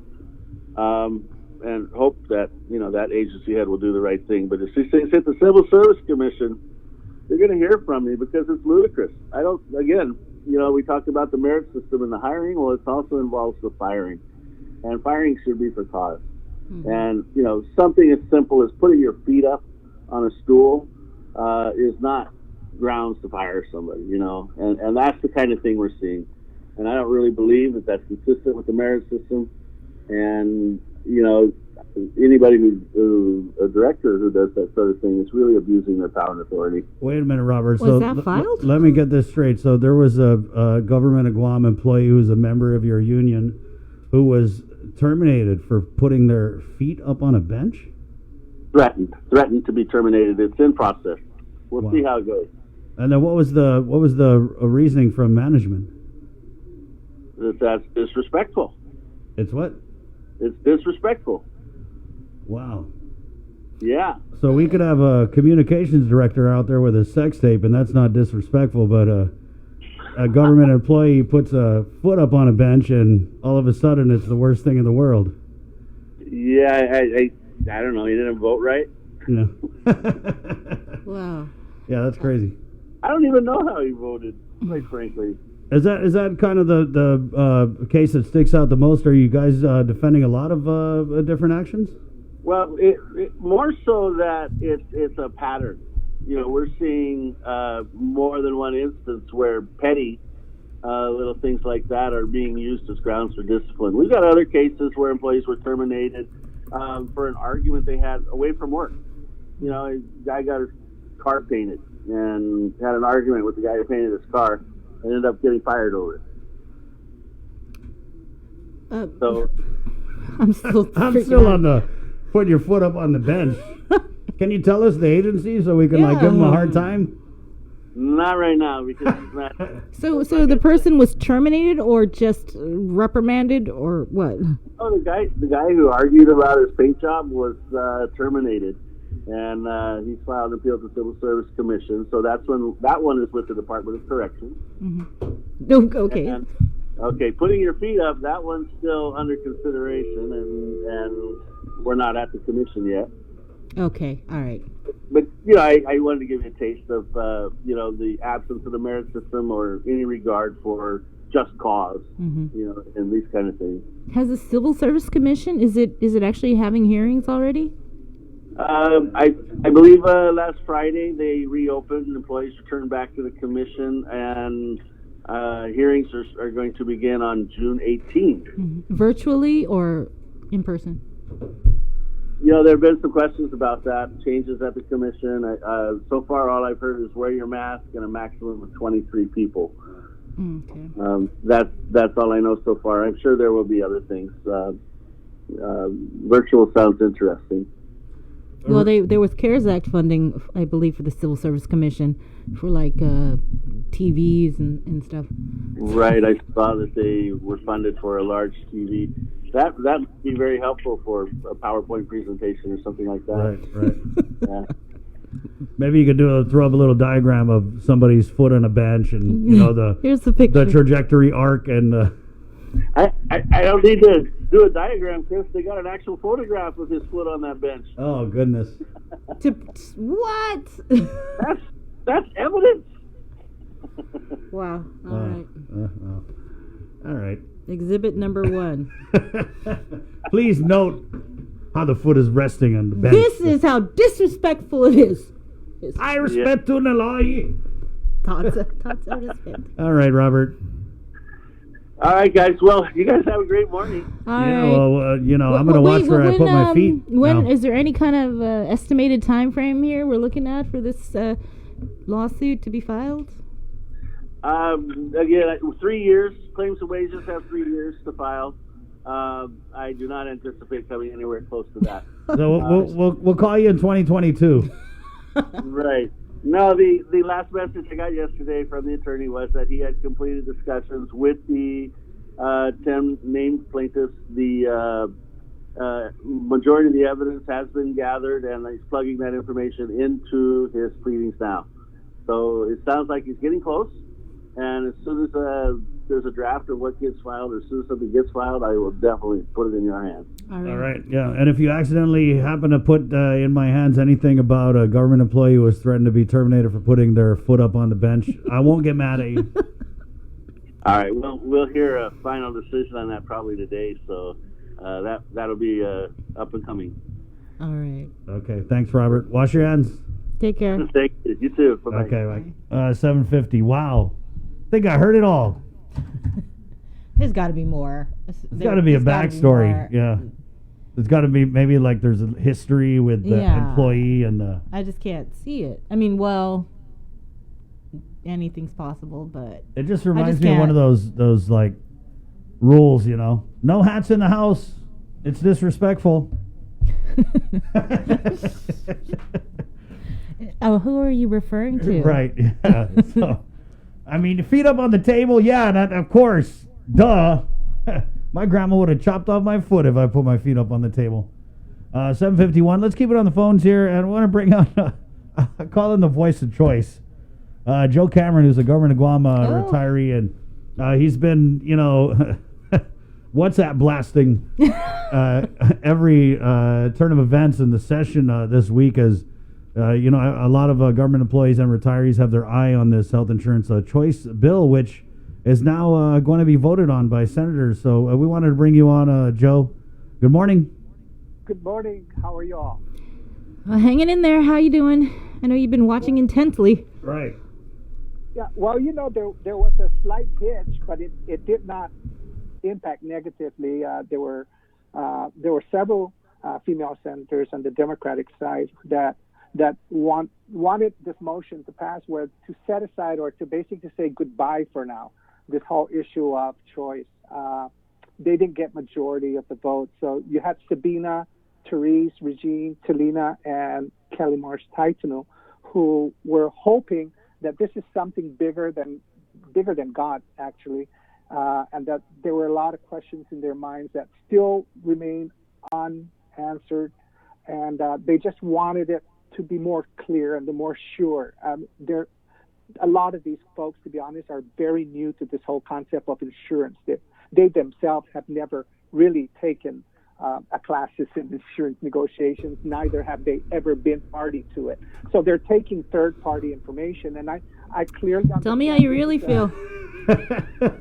I mean, way to upsell it. Bigger than God. That's a... Yeah, definitely God is great. We are now at the juncture where we just need to vote on the opportunity for this particular age-old. We have a long practice of over 50 years option to select who we want. So the retirees especially, they're saying that if I pay for my premium, I should be able to choose who I pay that premium to. So some of the whole situation about the 11 million, give you an example. The director of administration says, the highest amount of any negotiated contract in the Guam is the Guam health insurance. Well, he's wrong. It's the fuel contract. Let's be honest about that. Let's not throw, white smoke there. We're not talking about getting a pope. So we're not looking for white smoke for a pope. We're looking for something that the people of Guam wanted. And I'll give you an example, and this is really true. And oftentimes, even in the public hearing, Sabrina and Chris, I spoke about this. And it's, we're giving the ability to choose our own health plan. This is a long life practice of 50 years back. I don't want to go into a setting where I am calling in an insurance company and there's these preset phone calls that need to be rethought. Our subscribers don't want to hear a robot on the other side, so to speak, or please punch 1. No, you just failed. Punch 2. Well, go back to 0. I think I did a skit about this back in the day. I'm very old-fashioned that way. But press 1 and hang on for 30 minutes. I know. Should have pressed 2. I know, but can I talk just a little bit, and so that other people can call in if they are calling in. I need to talk about something that most people don't talk about, and this is the reality. If there are 2 or 3 insurance offers, and they charge slightly more than the additional risk of not being exclusive, I know that's a big word, but just give me a chance to explain it. The government contract, as we see it, and has been always for many years, requires that the insurance company, in this case Aetna, shall return excess premium. If their claims are low and they don't rise to this 86th percentile of the total annual premium they've charged. It's simple. Listen to the simplicity. The insurance company cannot overcharge. The government and the insured subscriber, us, the Guam employees, and our over 20,000 non-government subscriber dependents on our family plans. Did you know we have that many? Yeah, I mean, I got an idea because that's our Nate. Yeah, how many kids are on their parents' insurance?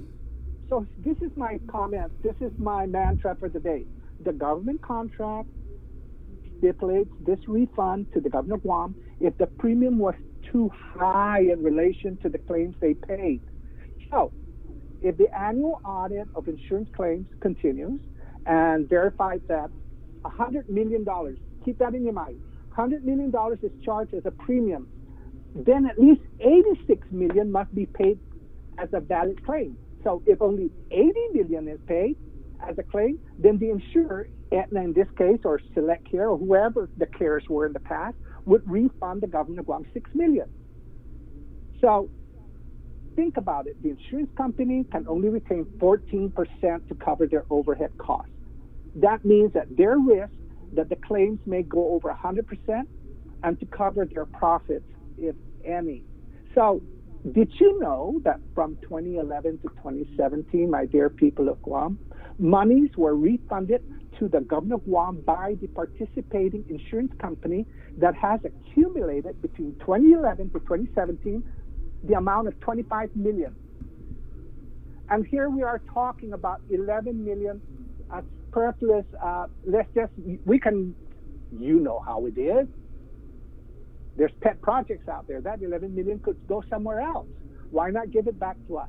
But then again, think about it. Between 2011 and 2017, monies were refunded to this government of Guam by participating insurers. So who were the insurance companies between 2011 and 2017? We know who they are.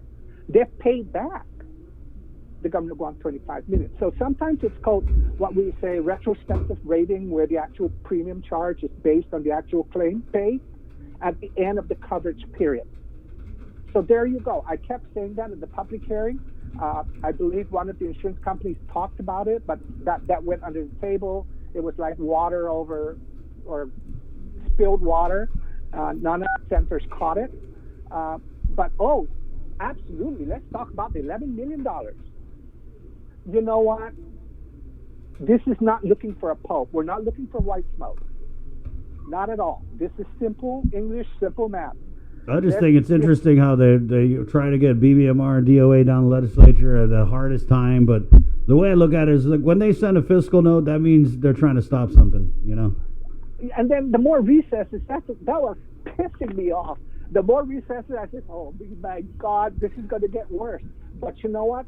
Pedo may not have the English 400 graduate school English, but he spoke in Chamorro and he threw everybody under the bus because he's passionate about taking care of the elders. Elders live on a fixed income. We know this. And they cannot be put in a situation where it's really bad. And I'll tell you why. I think as a negotiator, I was always looking, I was focusing consistently on the Medicare fee schedule. Why? Because that Medicare fee schedule has some commercial payment rates that remain the same over the period of time. So what does that mean? This could be the leverage for the negotiation team that says, hey, wait a minute, you're not paying 100% because we've got a lot of retirees who aren't paying, you're not paying for them 100% because their Medicare is paying the majority. You are a secondary subscriber. You're not the primary, you're secondary. So you're saving buku. You're saving millions. Because why? The greatest Medicare group insurance is covering the Manamcos. So if they were worth it then, why isn't it not worth it today? You know, let these contracts live in perpetuity without trying to figure out how to negotiate when that cost is factored in. So here, Sabrina. Joe, we're up against the top of the hour, but I just want to ask you, do you think that we have the votes for the choice bill? Yes, we do. What do you anticipate the governor will do when that gets to her desk, or are you more concerned with getting this out of the Guam Congress Hall first? I think the bill, if anyone followed this, gives the governor the opportunity. At first, there was this big issue of, okay, the insurance negotiators have to choose. Then all of a sudden, the consumer, us, gets to choose. And then the governor gets to choose. And the language has to be clean, which was made clean yesterday by the legal counsel, who is Wampat, stated clearly that we cannot take away the governor's rights to making the final decision. She's the Magahaga. And under the Organic Act of Guam, she is the bomb, pardon the expression. We won't say that in any airport, but she is the head. And we need to start trusting in the head. We need to trust Lulion Girl. I really believe that. We need to trust her. Okay, Joe. We wanted to get you on, and, hey, I'm enjoying your play-by-play with the session there. Okay, you take care, and God bless Guam, and God bless our governor. All right. 801, wash your hands. That's Joe Cameron, of course. We're KUAM-FM.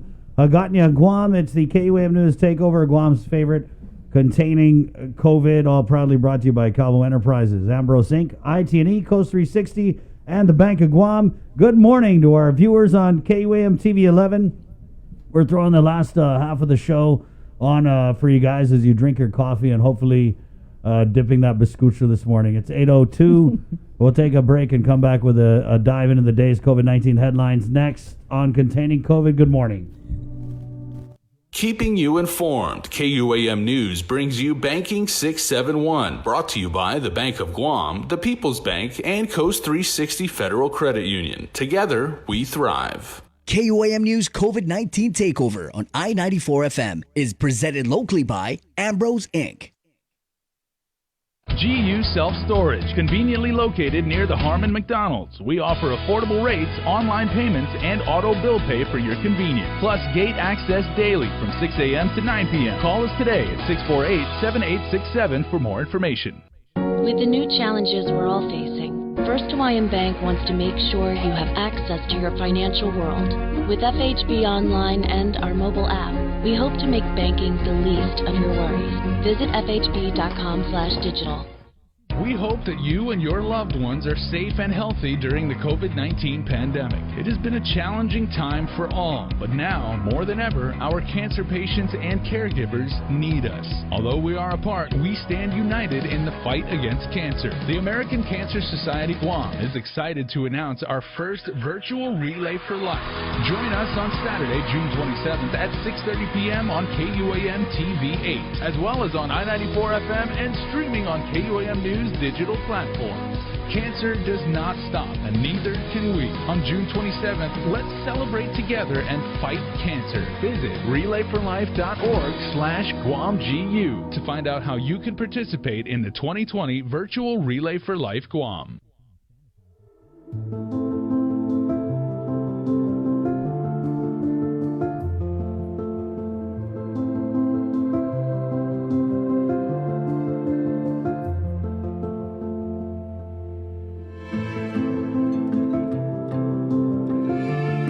Be healthy. Be informed with ITD. It's not always easy trying something new. Sometimes you have to help your loved ones along. Nana is so used to her weekly trips to the bank that going online can be a little scary for her. But her grandson knows that banking online is safer and easier. So he's teaching her how to get started using Bank of Guam's online banking videos. Teaching is one way to show our loved ones we care. Keep your family safe at home and show them how to bank online. Find easy-to-use online banking tutorials at bankofguam.com or on our Instagram and Facebook pages. Bank of Guam, member FDIC.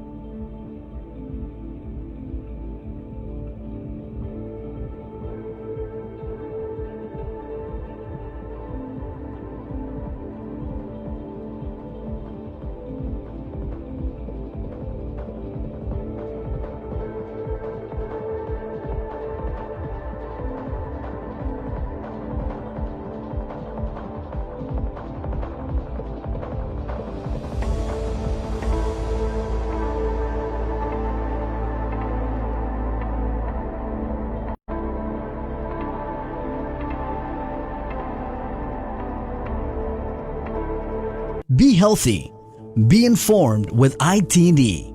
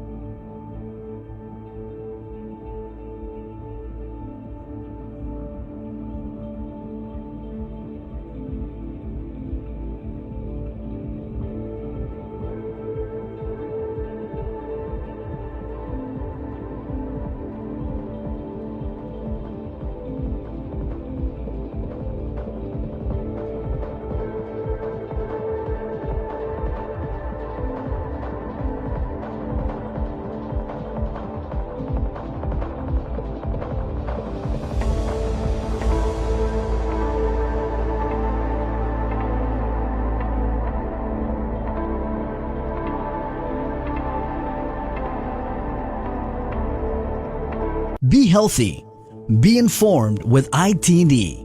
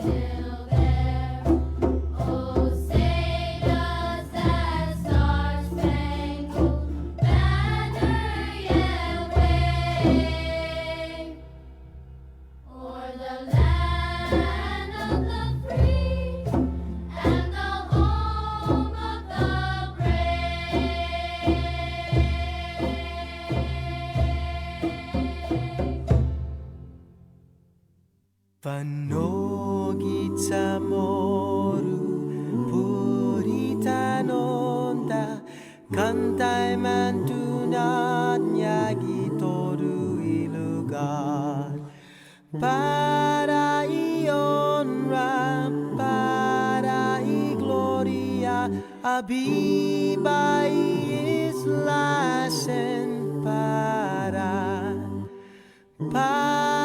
ion ra para I gloria abibai islasen para Kitodui tempui pas para ita dan gini langit na bendition Contrai peligro na fansafuham Deus protege Island Guam Contrai peligro na fansafuham Deus protege Island Guam.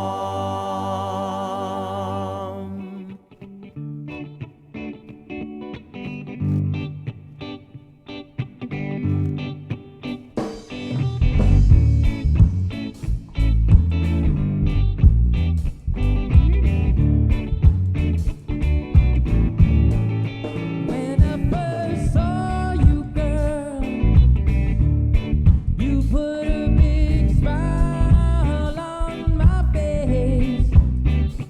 Then I said to myself, how beautiful you are.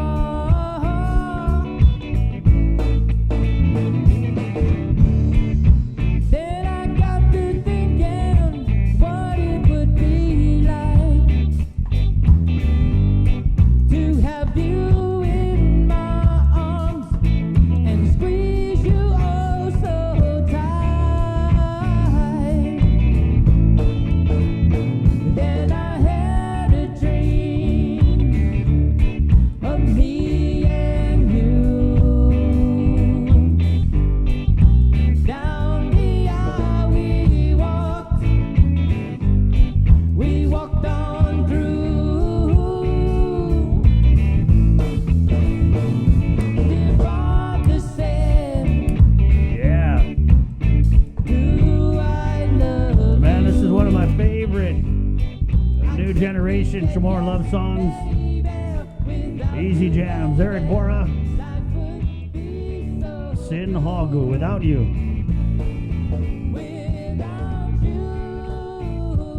Man. Good morning on you. Good morning, Guam. It's containing COVID. 813. Just a little heads up. We only play music performed by local artists on this show. Support local and everything that we do. It's 813. Again, proudly brought to you by Cowles Insurance, Ambrose, ITD, Coast 360, and the Bank of Guam. 813, and let's do a dive into the day's COVID-19 headlines from the KUAM news team with the very latest. Sabrina Salas-Mantanani. Good morning, Sabrina. Hafide, good morning, everyone. 171 samples were ran through Public Health's lab on Tuesday. 0 turned up positive. There was, however, one test that turned up positive earlier yesterday. According to the latest situation report posted by the Department of Public Health, the latest case was identified through screening that was conducted at Anderson Air Force Base. The latest case is a man between 30 to 39 years old who was asymptomatic at the time of testing. No other information was provided. As of right now, the count of COVID cases on Guam remains at 180 with 5 deaths, 163 recoveries, and 12 active cases. In the meantime, free community testing continues today at the Mongmong Church from 9 a.m. to 12 noon. You do not have to have symptoms. Just bring an ID and please go get tested. The Guam Economic Development Authority is still taking applications from local businesses for some $20 million in pandemic impact assistance grants. CEO Melanie Mangiola says they received more than 1,100 inquiries. Nestor Lecanto reports. We have approved about 279 of them, and 40% were deemed ineligible. So that's a total of about 319 applications that have been processed. The others, the remaining applications are in process, and they're in process for a number of reasons. The main reason, she says, is incomplete documentation, as some companies, for example, still need to submit copies of their April GRT payment.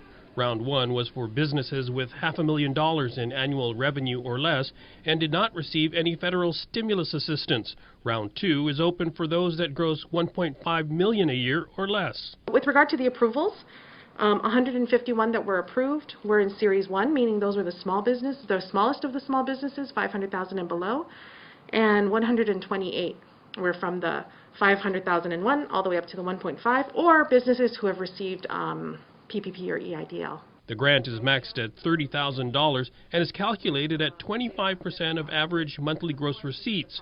Checks, she says, are already being cut. After an applicant is notified that they received the grant, they fill out a self-certification form saying that they're going to utilize the money for expenses associated with business interruption. And once we receive their self-certification form, then we send it down to DOA for processing.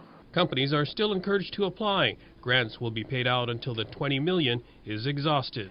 For Guam's News Network, I'm Nestor Lecanto. Senator Pito Terlahi's Bill 366 was moved to the voting file during session yesterday. The legislation provides health insurance choice to GovGuam employees and their families. The bill also does not affect the upcoming fiscal year, preserving existing health insurance negotiations, which are happening right now for fiscal year 2021, and removes any budgetary impact from fiscal year 2021's budget. The bill also places the financial impact of choice upon GovGuam employees and not taxpayers. Here's more from session floor Senators Will Castro and Senator Therese Terlahi. And while I recognize the current issues, there are issues, Madam Speaker, and I've taken all calls, emails, and I recognize these. And these people, when they need health care, these issues are a matter of many things. One person said life and death. One person, they're a matter of health, right? And so, of course, we want our negotiation team to ensure in their negotiations that we are going to have a carrier that is responsive, a carrier that is going to be prompt with reimbursements, where pre-approval for referrals to specialists or for procedures is done promptly. And as promised, all carriers will provide the network that give the patients the widest choice of doctors and specialists. That's what we want. And we want, if our carrier is not doing what they've promised to do, then we want the Department of Administration to step up and to enforce that contract and to do whatever it takes to ensure that after one complaint, two complaints, that no one else would have to complain. So, Madam Speaker, I want to thank you and your staff, and also Speaker Pito Terlahi and his team for working during this time of uncertainty. And while most certainly not the most ideal of working conditions, I am proud that we've been able to keep the task at hand by working collectively and collaboratively. And by maintaining this course of professionalism as well, Madam Speaker, it's my privilege to rise and speak in favor of Bill 366. Sin hafa mas, and to put it simply, this bill gives the families basically the power of choice to choose a medical plan that will protect them and their loved ones on island and abroad. This bill would allow them to choose a medical plan that gives them peace of mind during this crisis and during this pandemic. But most importantly, in summation, in my humble opinion, it gives this family or those families the right to choose their medical plan. And unfortunately, Madam Speaker, during this ongoing pandemic, many families still face the difficulty of having to choose between one priority over another, between food, and we heard earlier discussions unrelated to this specific bill, but it's consistent throughout these deliberations this past week. The families are having to choose between food and medicine, utilities, loans. I mean, the list goes on. And who am I to judge which of these priorities are at the top of the list? Pito Terlai, meanwhile, says his reason for introducing this bill was simple: to grant those suffering the choice to pick their own doctor, to decide what is best for them and their families. He added this bill is important for so many people to ensure many families have the best health care plan available to them, including our greatest generation, our Manumko. He says he recognizes the financial challenges we have right now, and that is why the bill has safeguards to ensure it will not impact next fiscal year's budget and shifts the costs away from taxpayers. Quote, it is a fiscally responsible choice. Also from session, a proposed tax cut for small businesses drew lengthy discussion. Bill 323 would increase the amount certain companies can earn before having to pay GRT. Finance Chairman Joseph Augustine's bill would amend the Dave Santos Small Business Enhancement Act by extending a temporary 2-year GRT exemption on the first $250,000 in revenue instead of the current $100,000. Republican Senator Jim Moylan tried to raise it to $500,000 to help more businesses. According to Senator Moylan, the amendment passed, or it seemed to have passed, at least for a moment, with a vote of 8-7. Apparently, 20 minutes later, a motion was made to reconsider the amendment, and interestingly, he says it failed with a new count of 6-9. The amendment would have assisted micro and small businesses attain additional relief by allowing a reduction in the business privilege tax, or BPT, from 5% to 3% on the first $500,000 of gross revenue. Session resumes today at 10 a.m. In other legislative news, Senator Kelly Marsh Titana was written lieutenant governor who chairs the island-wide beautification task force. She wrote him to encourage him to expand the scope of work and activities of the IBTF to help address issues such as illegal dumping. As the island and its visitor industry tackles the challenge of rebranding the island in light of the tourism slowdown experienced throughout the region and the world, keeping the island clean is more important than ever, she says. In November of last year, a bill that she introduced was signed into law, giving the task force the ability to move beyond simple beautification projects and also work toward developing training and programs that could tackle some of the deeper issues that plague the island. She ended her letter with hope that through the leadership of Lieutenant Governor, the task force could help lead the way to provide some real solutions to our island's problems with dumping, littering, and vandalism. The airman that was found unresponsive in base quarters on June 3rd at Anderson Air Force Base has been identified as Airman First Class Christopher Harrison Fay. He's assigned to the 36th Logistics Readiness Squadron. In a statement, Brigadier General Gentry Boswell said, "We are grieving the loss of our wingman. Losing a member of our team is one of the most difficult things we face. We will stand strong and face this together. The cause of death is still under investigation." In national news, George Floyd's death has sparked a debate over police reform. Skylar Henry is at the White House, where President Trump is making protesters' calls to defund the police into a campaign issue. President Trump is questioning the motives of the 75-year-old activist shoved to the ground by Buffalo police officers during a protest last Friday. The president tweeted, "Martin Gugino could be an Antifa provocateur," and said, "I watched. He fell harder than was pushed. Could be a setup." Gugino remains in serious but stable condition at the hospital. Our police have been letting us live in peace. President Trump defended law enforcement Monday and said there will not be any defunding of police departments. Sometimes you'll see some horrible things like we witnessed recently, but 99.9, but let's go with 99% of them are great people. The president has repeatedly tried to tie his Democratic challenger, Joe Biden, to the defund movement seen in the protests over George Floyd's death. Do you support defunding the police? No, I don't support defunding the police. I support conditioning federal aid to police based on whether or not they meet certain basic standards of decency. The White House says it is looking at police reform proposals, but the Trump administration has yet to issue any plan of its own. We're going to work and we're going to talk about ideas how we can do it better and how we can do it, if possible, in a much more gentle fashion. House Democrats unveiled their proposal Monday. The legislation would make it easier to prosecute officers for brutality, create a registry to track police misconduct, and set new standards for the use of force. But so far, no Republican has signaled support for the bill. It's my hope that my Republican colleagues will understand that this is not an anti-police bill. This is a bill to support police departments. Senator Mitt Romney said he's working on his own reform bill with fellow Republican Senator Tim Scott. Skylar Henry, CBS News, the White House. Romney says his bill will include some kind of supervisory oversight of police and additional training for officers to learn to de-escalate circumstances. And just another reminder, as people start applying for the PUA, the Guam Bankers Association reminds residents to opt for direct deposit. You're urged to open a deposit account with your preferred bank, collect the necessary information you need by providing your account number and your bank's routing number. And again, visit DOL's online portal, hireguam.com, to apply. That's your Banking 671 report, brought to you by the Bank of Guam and Coast 360, and that is your news. And we hope that you can give us a call. We talked about so many things today, especially the health insurance choice bill, which Joseph Cameron said was, what did he say, bigger than God? That was interesting. But really, I think he upsold it, yeah.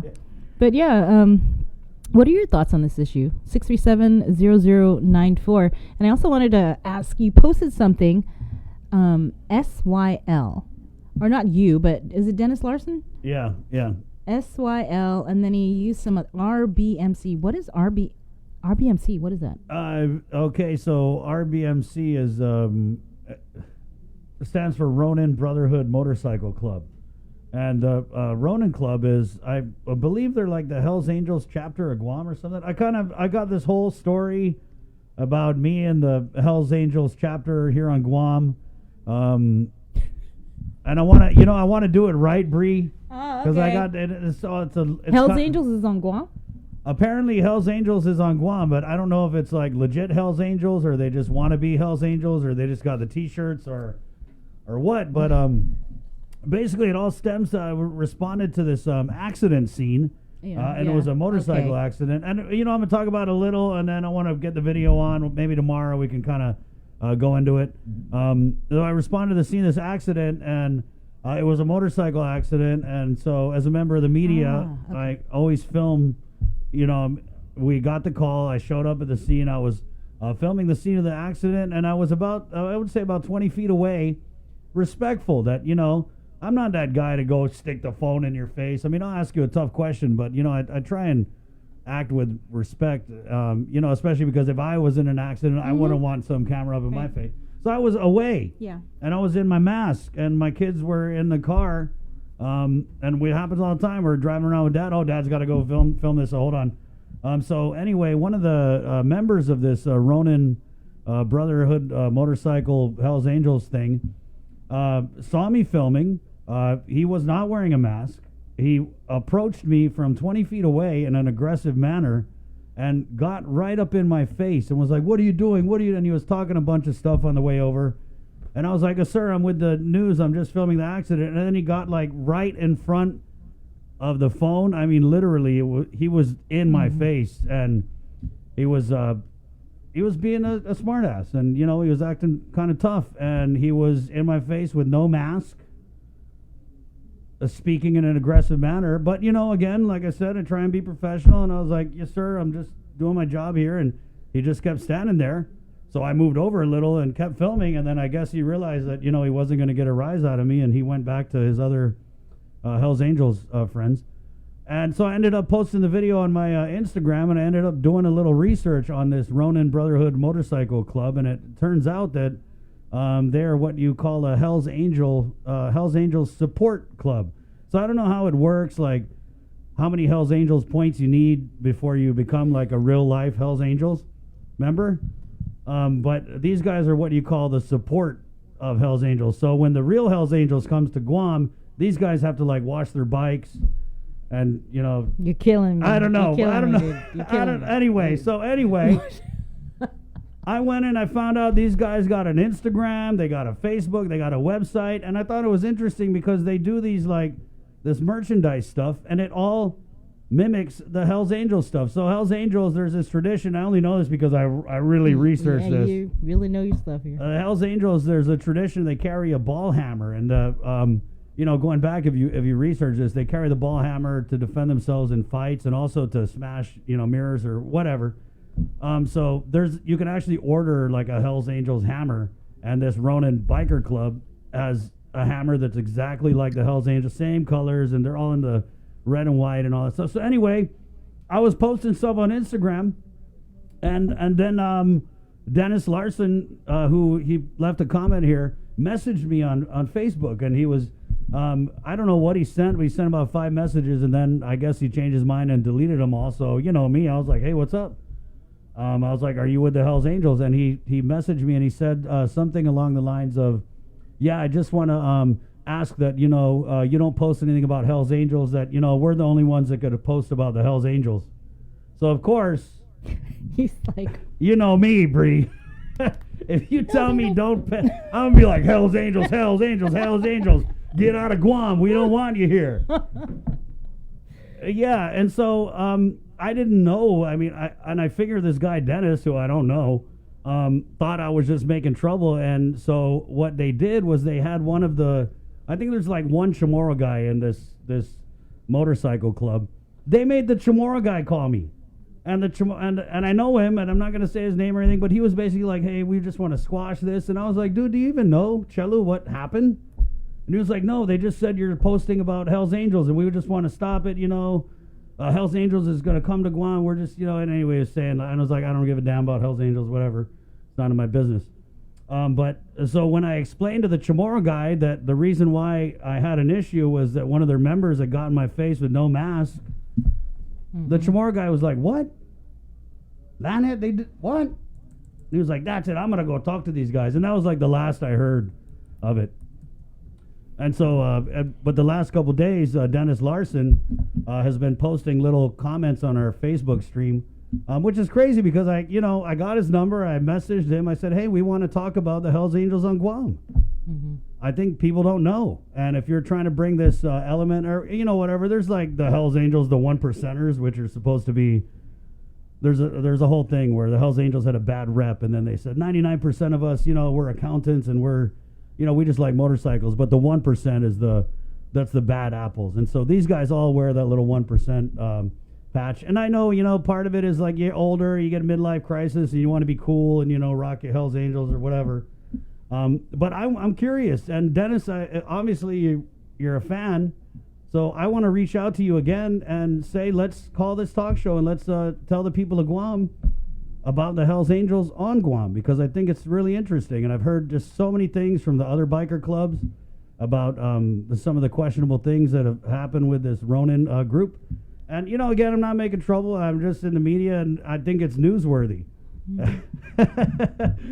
that we have Hells Angels on Guam. I mean, it is. It's like if we had KKK on Guam or, Black Panthers chapter or whatever. I think it would be like, wow, it's coming to Guam. And so, we all watch the documentaries about these different biker gangs, and I just thought that it was really interesting that we have a whole motorcycle group on Guam that's affiliated with Hells Angels that's posting all this stuff about Hells Angels, and then when you try and shine a light on that, they want to come at me and say, don't post anything about Hells Angels. So, I mean, I think that says a lot right there. So, anyway, yeah. I know I'll get into it. We'll show the video, and I really want to reach out and get Dennis on to talk about it. Maybe they're not like the bad Hells Angels. Maybe they're like the fluffy teddy bear ones. I mean, I don't know. I want to know, though, because I think I got kids. Know, too. Yeah, Hells I want to Angels, know. you hear Hells Angels, like red flag, red flag. I mean, yeah, if you Google Hells Angels, they're like a lot of, they're running drugs and all this stuff. And so I think it's, and if you talk to law enforcement about it, which I did, they have their own thoughts on this. And it's not, they don't think that this is the fluffy teddy bear Hells Angels. They think that this is legit. When that incident happened and you sent me the video, I hadn't heard of this organization. You hear about the Guam Hogs and Thunder Road, I think, and they're the ones who do a lot of the toy charity. run. And I think Dennis actually did do. I can't remember what organization was. It Guam Hogs? I think he used to be with one of the groups, and then they had like all these charity toys. And we participated in these events with him. But yeah, I'd never heard of the Ronin Marianas, whatever it is. They have Instagram, guys. If you just search like Ronin Guam or something, it'll come up, and you'll see there they've brought bona fide members of Hells Angels to Guam, and they have pictures of the Guam members over at Stockton, California, Hells Angels Clubhouse. And it's just it's a weird culture. I mean, it's weird. Like, you ever watch those documentaries about gangs and you're like, wow, this is just like, I felt like I was in the gang. So when I was researching this, there's just like a lot of things that you see. And then when I looked at this Ronin Club's Instagram, they do this thing like if they post a picture of a Hells Angels, like the clubhouse or whatever. So they got all these pictures with different Hells Angels in the States, but they'll be standing in front of like a Hells Angels clubhouse, but they block out the H and the A. Which I heard is if you're not like a bona fide Hells Angels member and you're just a support, you're not like allowed to use the logo or wear the patch or I don't know. I thought it was really interesting, and we're kind of talking about it. And I got a guest on the hold here. Right, let's so I want to go into it maybe next week or something. And I just think it was pretty neat. Let's switch gears here. Okay, definitely big switch, guys. Sorry I brought it up. Jeez. Nah, it's really got you going there. Well, I just think, again, it's really... You want me to get you some coffee? Some, How about some aloe vera? 8:35. Yeah, let's go over to the phones where we have... he's the chairman of the board of the Guam Solid Waste Authority, Andrew Gale, on the line. Good morning, Andrew. Good morning.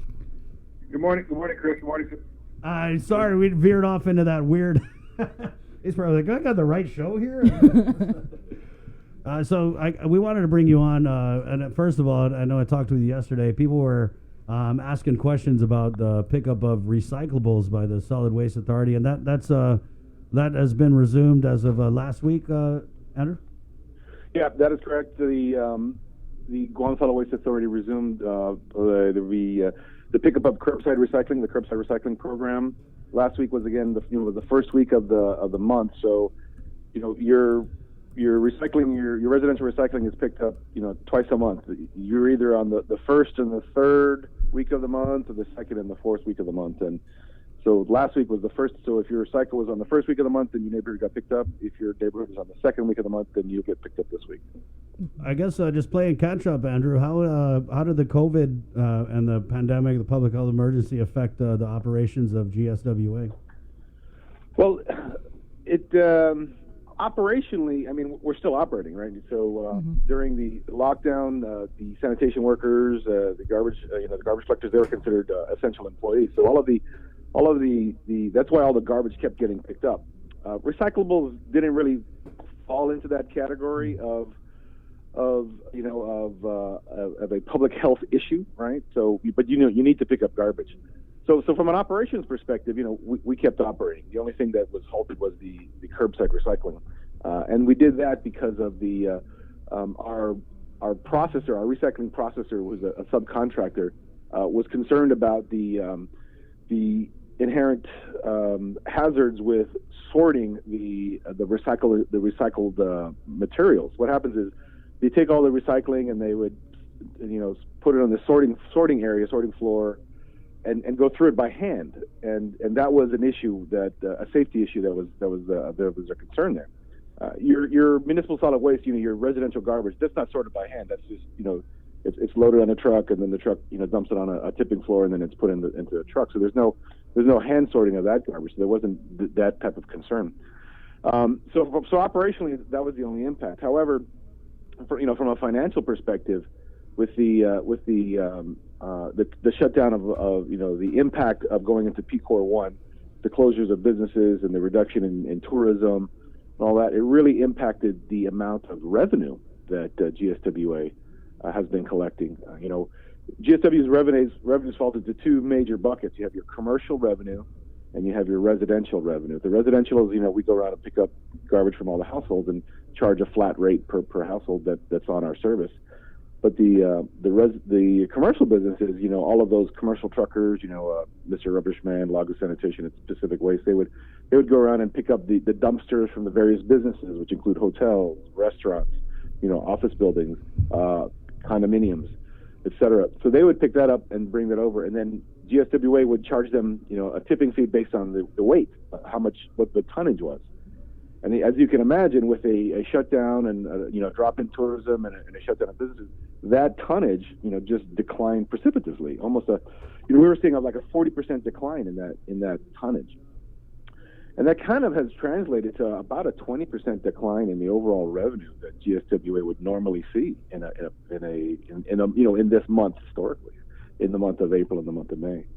And so that's been having an impact that we're, as a board and as a management of GSWA, we're trying to figure out how can we deal with this drop in revenue, and what are our options are. What are those options? Well, so Please don't say raise the rates. Well, we're looking at reallocating, certain unrestricted reserves. We have all these reserves that we use for certain things, and some of those reserves are restricted, which means we have to use them for certain things. Some reserves are unrestricted, which means we have the latitude to move them around and do certain things. So we're using unrestricted reserves to cover some of those shortfalls. We are in the middle of a management audit that's being conducted by a consultant hired by the Public Utilities Commission. So that was mandated by law. So we're going through a management audit now, and part of that management audit is a rate study. So we're looking, so that this third party is analyzing not only our operations and our structure, but they're analyzing, our rate structure, and they're looking at what our current operational requirements are, what our current reserve requirements are, and what our future reserve requirements are. So those are the types of things that are being analyzed. Now that report is still in draft mode, and it won't be finalized maybe till later this month or next month, and will be presented to the PUC. And then from there, it will be up to the management and the board and the management of GSWA to decide, where to go to next. Right. We're also in. Have you guys gotten any CARES Act funding, or is there any type of stimulus funding that? Because you said because of the COVID and because of these business closures, it hit you guys' revenue. So is there any of that stuff available for solid waste? Right. So I've been, our controller is a lady named Kathy Kiki, who's got a long time experience with from DOA, a long time with the government, and our general manager Larry Gass has a lot of experience with in the States with emergency situations, and what it turns out, you can't really use that CARES Act funding for loss of revenue. You can use that if you've encountered any additional expenses due to the COVID virus. So if there are some overtime expenses, and we've applied with that, and Kathy Kiki has gone down that route. If you encountered this level of additional expenses due to the virus, then you'll be eligible for reimbursement from that. But you can't just say, well, I lost all this revenue. Well, that doesn't really fall under the auspices of that aid. Right. Mm-hmm. I was hoping that you could provide just a couple of updates. As I recall, prior to COVID, there was lots of discussions about the need for a new landfill, funding, also waste reduction, and also the end of the receivership. Sure. Could you provide an update? Just throw them all out there, huh? Yeah, before I forget. Sorry, I forgot to tell you, Bree had a couple questions. Okay, first one. So the issue of the Ladson landfill was designed for multiple cells. Cells 1 and 2 are currently being used. We needed to, but cells 1 and 2 have a certain life, and their lifespan is over and about a year and a half or so. And so we had to start building a cell 3, and so we had to go through this process. And this was still under receivership and in the court, and and then we had to go out and get funding. So we worked with GITA and got some funding. We did not have the reserves. There weren't enough reserves in the GSWA that were set aside with the receivership and control, and to completely build and fund this third cell. So we had to go to the bond market and borrow some money. Mm-hmm. Now, the way that worked out was it was the government of Guam, was the main sponsor, and it was backed. And the GSWA had to sign a covenant that we would reimburse the government of Guam for this. Because as an agency, fledgling autonomous agency, we didn't have the history to get it on our own. Like the GWA just got their bonds, recently, but that was they've had a history now, so they can go out and get the bonds on their own performance. But we had to basically have essentially the Gov Guam, I wouldn't say co-sign, but it's similar, right? So they had to go out and borrow it, and we agreed to pay them back. So that's part of our. So we have debt service. So we're reimbursing Gov Guam for that debt, and that's funding the cell 3. And that contract has been awarded and it's being constructed, and we're on track. We're on track to build that, and we should be done by sometime next year, in time for when the cell 1 and cell 2 have reached their capacity. So that's on track. We are still in receivership right now, in a partial receivership.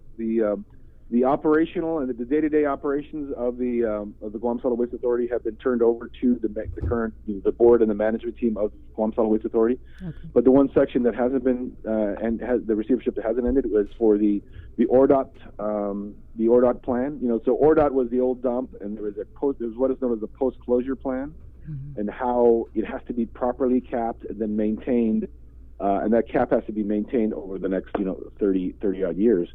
And then it has to, you have to collect the wastewater properly. You have to collect you have to make sure the methane gas and all those other byproducts of a decomposing, of the decomposing trash is handled properly.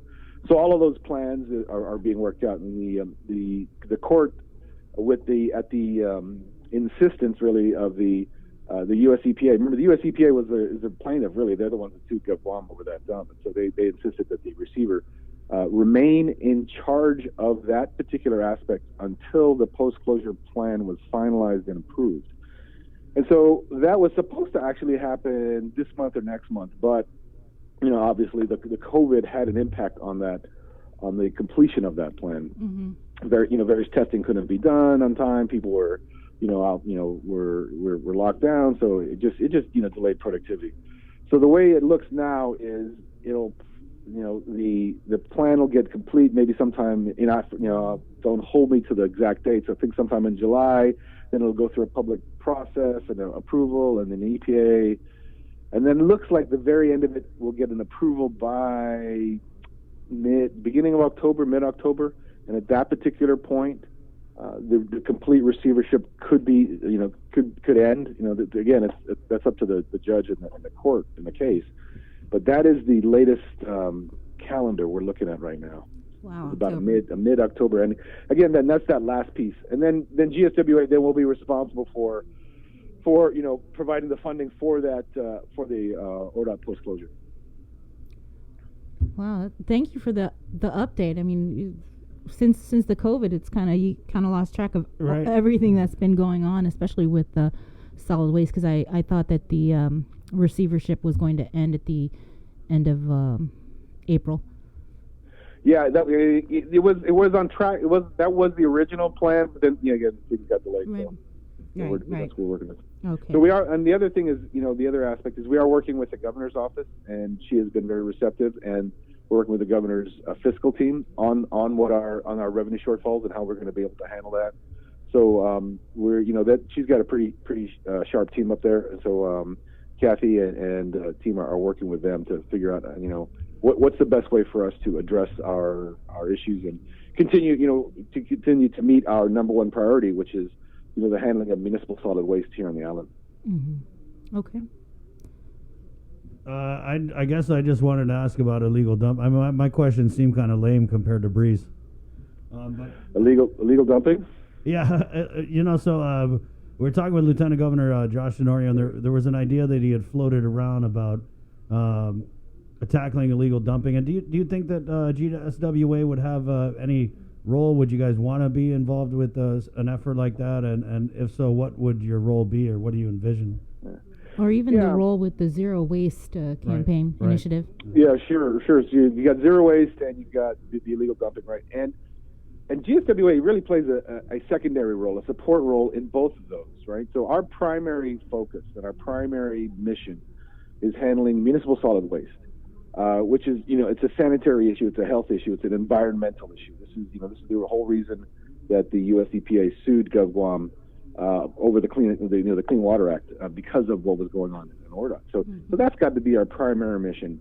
Now we would be in a support role in both an illegal dumping issue or a recycling issue. We could be a participant, and we are a participant in the recycling effort here in Guam by doing the curbside recycling. But we can't be a funder. We really should not be a funder of the recycling initiative, and that's kind of what's going on now. I've talked to Senator Perez, and Senator Perez understands that there needs to be there's this revolving recycling fund that should fund this recycling effort. So there's issues behind the amount of expense that the recycling effort is that the GSWA is bearing itself. Right. I don't know if you remember the receiver had gone into the court and said, hey, these are the rates for your residential pickup, right? And they raised them up and eventually settled at about the rate it is today, which is about $30. And that rate has been in place probably since about 2013, maybe, for a while now. It's been that same rate for a long time. Sounds like a rate increase is coming.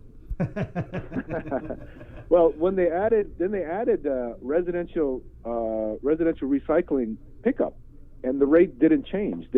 At that particular point that they added the residential recycling pickup, there was a market for residential. There was a market for recyclables. Mm-hmm. There was a market for the cans. There's still a market for the cans, but there was a market for the bottles and paper, and there's a market for cardboard. But what's happened is, since China stopped accepting recyclables and things like that, I mean, that market has gone away, and right. so it's turned from a revenue source to an expense. Right.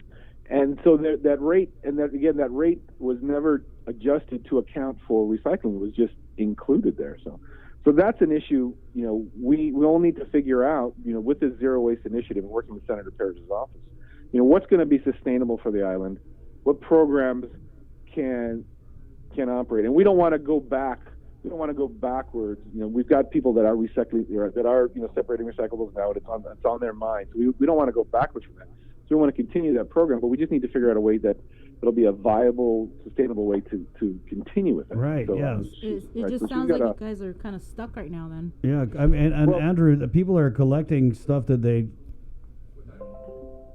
can't get rid of, or that nobody's buying, right? So right. So again we have to figure that out, right? And so that's one. And the other one that you had talked about was the illegal dumping, right? So what is going on with illegal dumping is people, for whatever reason, have a mindset that, well, I'd rather dump it in the boonies, dump it in the garbage than pay for it, right? We have residential transfer stations that people can come in and dump their garbage, but that cost, if you're just dumping solid waste or municipal solid waste, there's a fee to that. We have a residential cart program, so you can pay a monthly fee and we'll come pick up your garbage. But if you don't want to do either of that, then an option would be, I guess, the mindset is, well, I'd rather just, dump it in the boonies and not worry about it. So one, to tackle illegal dumping is really two things. And again, this is just my opinion. I'm just sharing an opinion here. Yeah. Is the mindset, right? Is that, you got to win the hearts and minds of people. Say, look, this is not right. Take pride in your island. Don't do this. I mean, I think that's the Guam Beautification Task Force. I think what you guys were talking about earlier is really, should be all about that. And I, me personally, and GSWA, we support that. All of those efforts when they come to the GSWA and say, hey, we're doing this island-wide cleanup. Will you accept the trash without a tipping fee? And we say yes. That's part of our corporate citizenship. Our part of being a community. We will, even though there is an expense to us for all that. So that's one of the mindset. And the other one is, how do we get more participants in the residential trash collection? Right. GSWA has about 19,000 residential subscribers. So there are roughly 45,000 households on the island. Now, we won't pick up trash from any apartments, any multi-dwelling units with more than 4 units. So 4 units and above apartments we can be a subscriber of. So if you're in an apartment building of 6, 5, 6 or higher, then you have to go to a commercial hauler. But still, that doesn't account for the other 20,000 of the the households out there. So for some reason, there is a large grouping of residential households that are not subscribing to the residential trash service. So is it a cost issue? Is a $30 a cost issue? Then we need to think about, okay, well, how do we, what is the best way to, do we come up with a lifeline program then? And how does that lifeline program fund it so that there's more participation in the household residential waste? Because that's one thought, is if every household participated in the residential trash pickup, then that would reduce the island, the illegal dumping situation. Right. Another thought. What other jurisdictions have done, not Guam, but other jurisdictions have done, is they've made residential household waste collection mandatory. and it is just included with some other portion of your utility bill. It might be included with your, some jurisdictions included with your property tax. So the owner of the property is responsible for the household waste, right? And so that is included with your property tax. And other jurisdictions included with your water service. If you have a water meter and a water bill, well then we're gonna tack on a mandatory residential waste collection fee on that. And when that is done, then your cost can be kind of spread out over a larger base, and so your rates can actually decrease because now you're spread out over a larger base. Now, all of these things are they're just thoughts, they're just ideas, right. And you can they're done in other jurisdictions, and we've chatted about them, but they're it's going to take the will the coordination with the governor, her office, as well as the legislature to make any of these types of changes. But we're on baby steps. We need to make sure we can get out of this receivership. We finish our post closure plan. We get out of our current things. But those are just thoughts. You asked me a question, so right. No, I'm seeing that. Wow, we need to get you on more. You have a lot of thoughts. Yeah. I like thinkers. Mm-hmm. I'm a fan of thinkers, especially when they're up there in the government. It's got okay. All right. I thought you were a fan of motorcycle clubs. I'm a fan of a lot of things. I spread myself around like you guys want to. Hey, Andrew, thanks. You were out of time. We're up against the top of the hour, but definitely I want to fold you into the show on a semi-regular basis. I know you're busy, but if that's cool. All right. Take care. It was a great time. All right. Yeah. Stay safe. Wash your hands. All right. Bye-bye. Okay, wait. 8:56. Hey, let's bring our Nestor Lecanto onto the show here. The guy is just the Walter Cronkite of Guam. Got his eye on business. Oh, wow. I get to follow Andrew? Yeah. Yeah. And so that is one of the... your golf buddies, right? Yeah. That's one of the beats that you cover. I know you cover a lot of stuff with solid waste. Yeah, we've been following the Luzon landfill saga in court and the receivership, so yeah. It was good to get a catch up with him on what's transpired since COVID. Yeah, they got that one piece left. Is what to do about the ORDOT dump and how I guess that's 30-year commitment. So crazy. Yeah. Gosh, I remember covering the ORDOT dump years and years ago. I remember driving by it. Yeah. Now driving in it, I remember dumping stuff in it. Wow. When you drive by though, now you can't smell anything. Yeah, very nice. It used to be a valley. That's why they picked that site. Because it was a valley. It's a mountain now.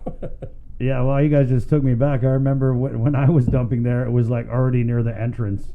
So before you'd go way in, and then by the end of the days, it was like right. Okay, we're done here. And you get engulfed by flies. Yeah. Oh man! Remember the worst. fires? Right. Yeah. So this is I think we're showing our age. Yeah. Everybody got a bunch of young kids out there like, what is ORDOT dump? What are they talking about? Where is that? And so obviously we brought you in. I love your in full Zoom. I don't know.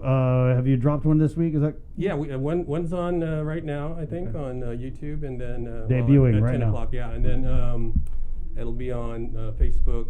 It'll be on Facebook, and it'll be on TV8 at 6:30. But our guest today, what we wanted to do was take a look at tourism, but from a slightly different but equally important perspective. I think when most people think of tourism, they think about the airlines, they think about the hotels and the restaurants. Mm-hmm. But there is an equally important part of the tourism industry because tourists can't come here and just eat and sleep. Right. So we took a look at some of the optional tours. Our guests for this segment are Dave Tidinko of Valley of the Lati, Terry DeBold representing Calva Enterprises, but the Two Lovers Point, that iconic tourist attraction. Yeah. And Brad Kloppenberg of Kloppenberg Enterprises. They have a DBA as Turtle Tours. And his grandfather, Earl Kloppenberg, was actually one of the founders of, I keep moving my... Yeah. Chris keeps pointing to my mic. Speak into the mic. Let him speak. I'm new to this news business thing, you know. Brad's grandfather Earl started Turtle Tours, and he was one of the founders of the tourism industry on Guam. So And then, Brad's father, Bruce, took over the company, and then Brad's being groomed to eventually do that.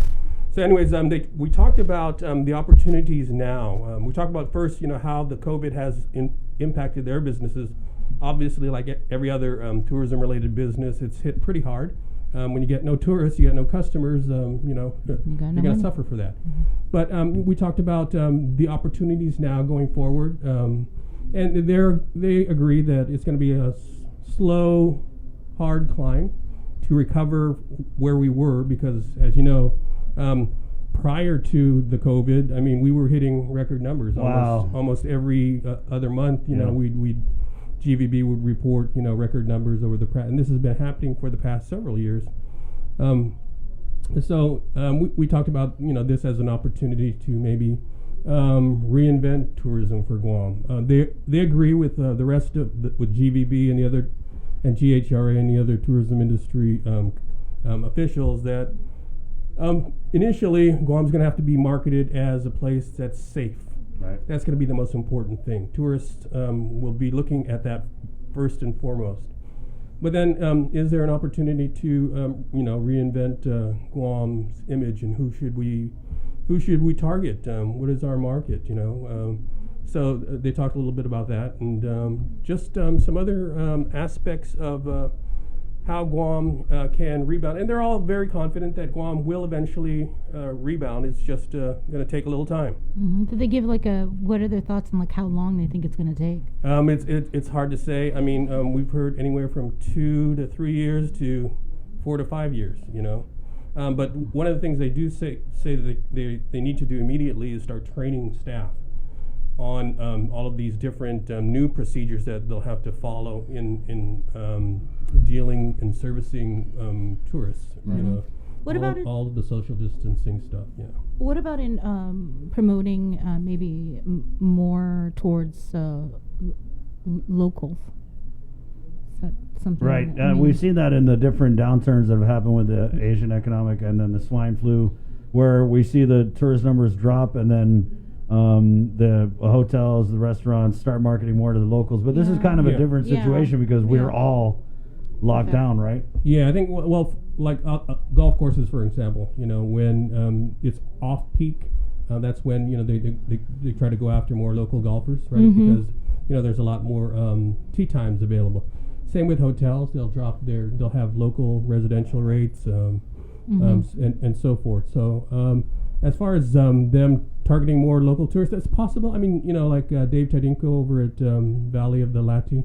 I mean, he has this, I forget what he calls it, but it's like he invites military and local residents to come see what he's done, and he's done fantastic things. Great, I love that tour, man. Yeah. It's a great, I mean, if you guys, you're staying home, I know they got a great local rate. I've been on it like 10 times. I always take the kids.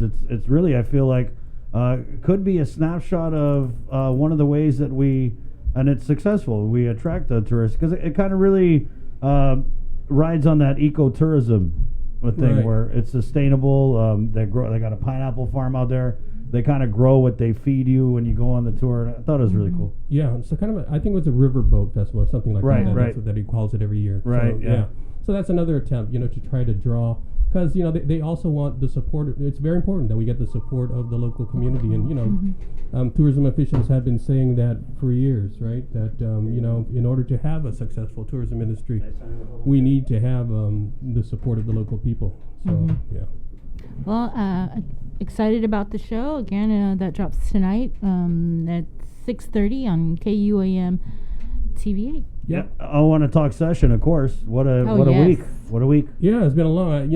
This health insurance bill.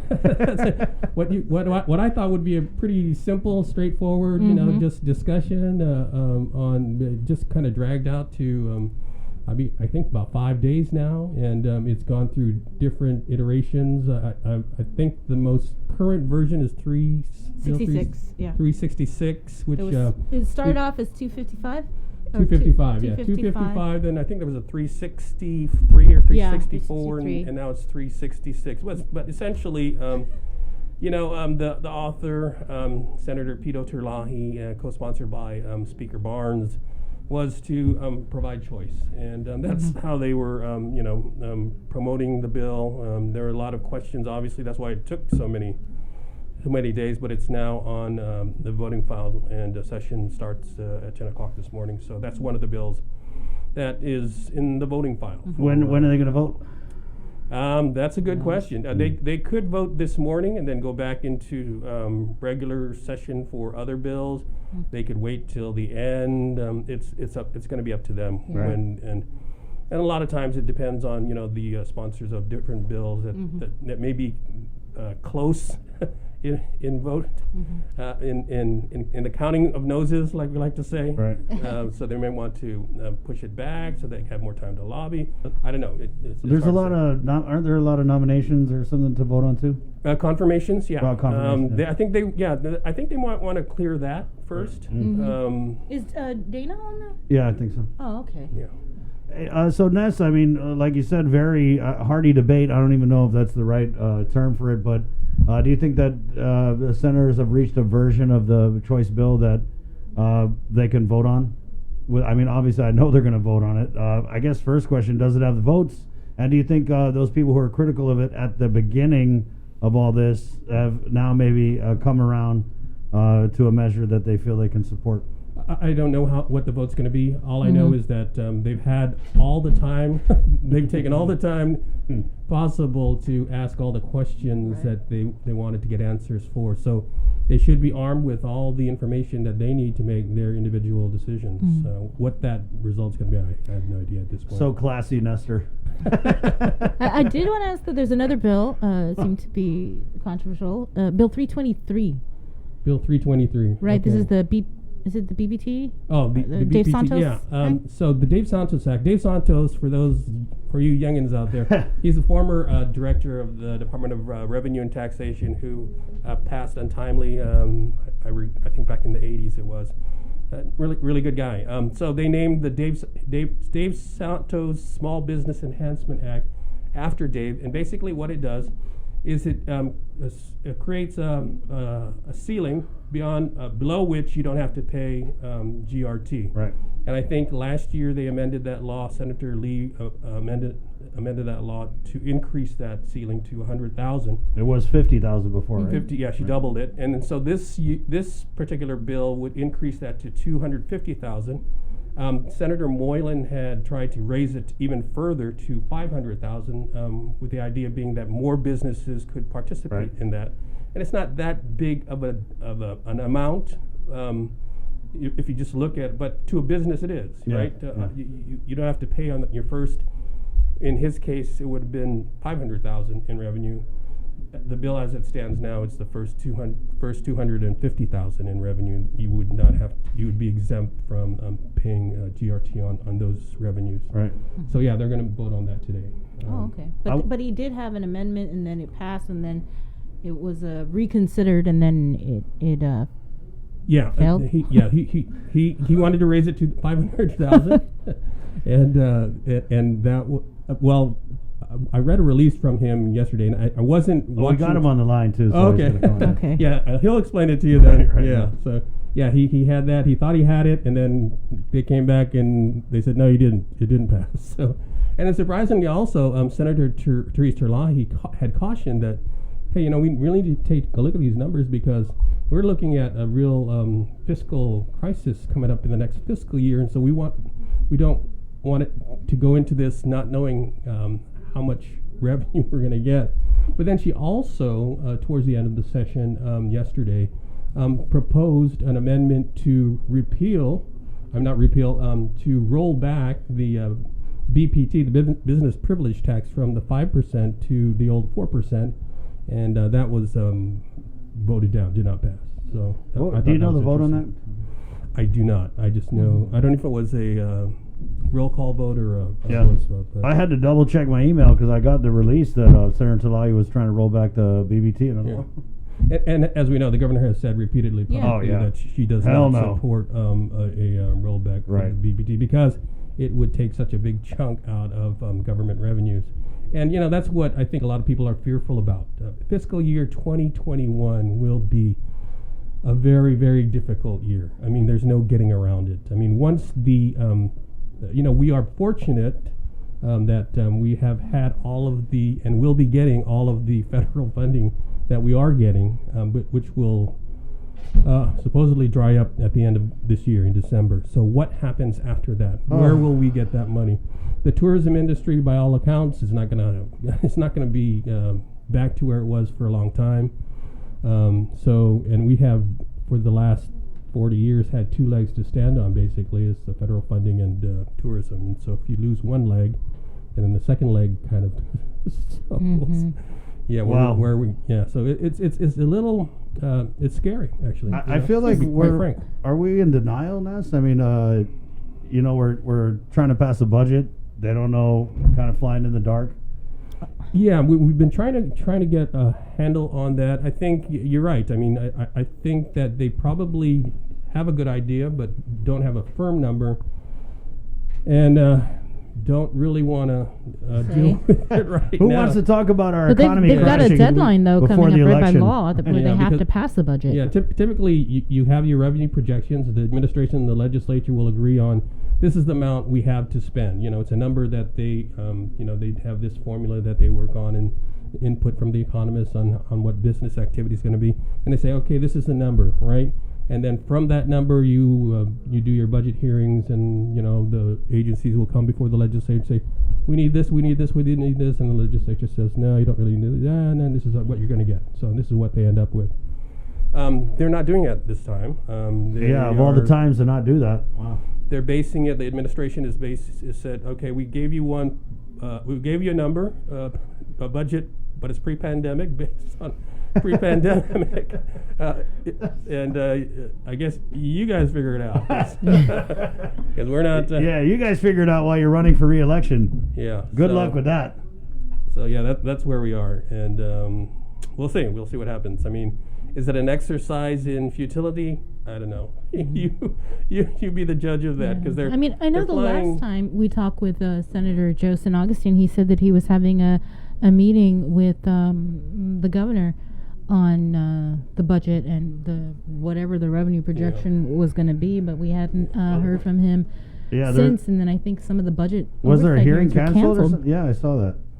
Well, there's a bunch of budget hearings canceled, but I think it's because the legislature has. It was supposed to be, as far as I knew, a short, brief legislature. There was only a few bills on the agenda, and then it has, because of, I guess, the debate over the health insurance bill, kind of stretched out into I guess this is the 6th day now of legislative session.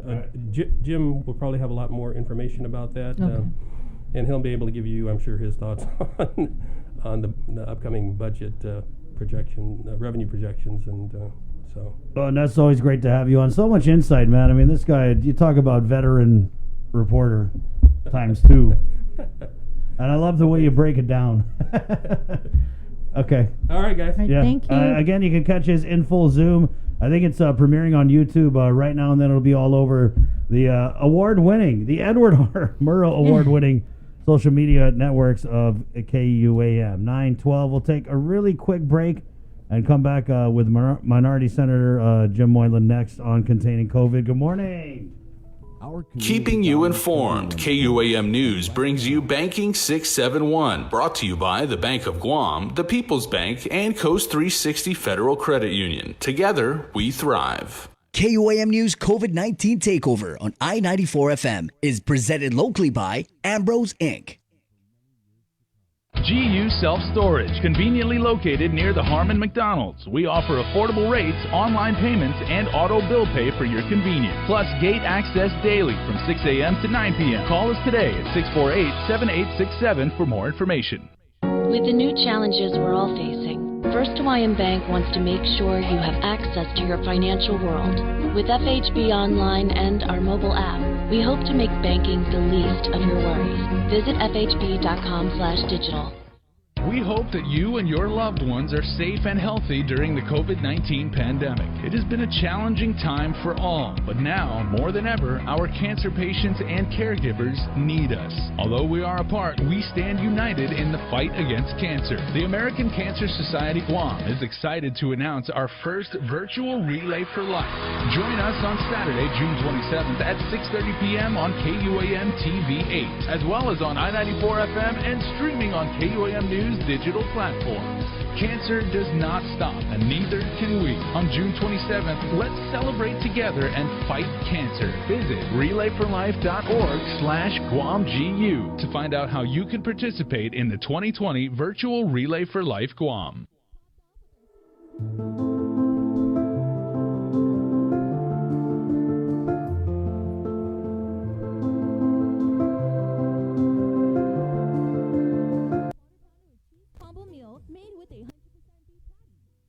Are served with our world famous fries and your choice of any icy medium fountain drink. It's all at your kind of place. McDonald's. I'm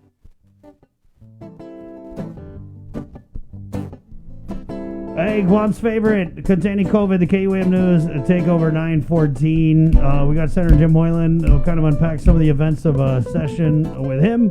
But first, man, I wanted to get Mr. St. Nicholas on here, as this was something that was going around on our WhatsApp yesterday. It was actually forwarded to me by Auntie Hope. Somebody stole Mr. St. Nicholas's baby cow, a calf.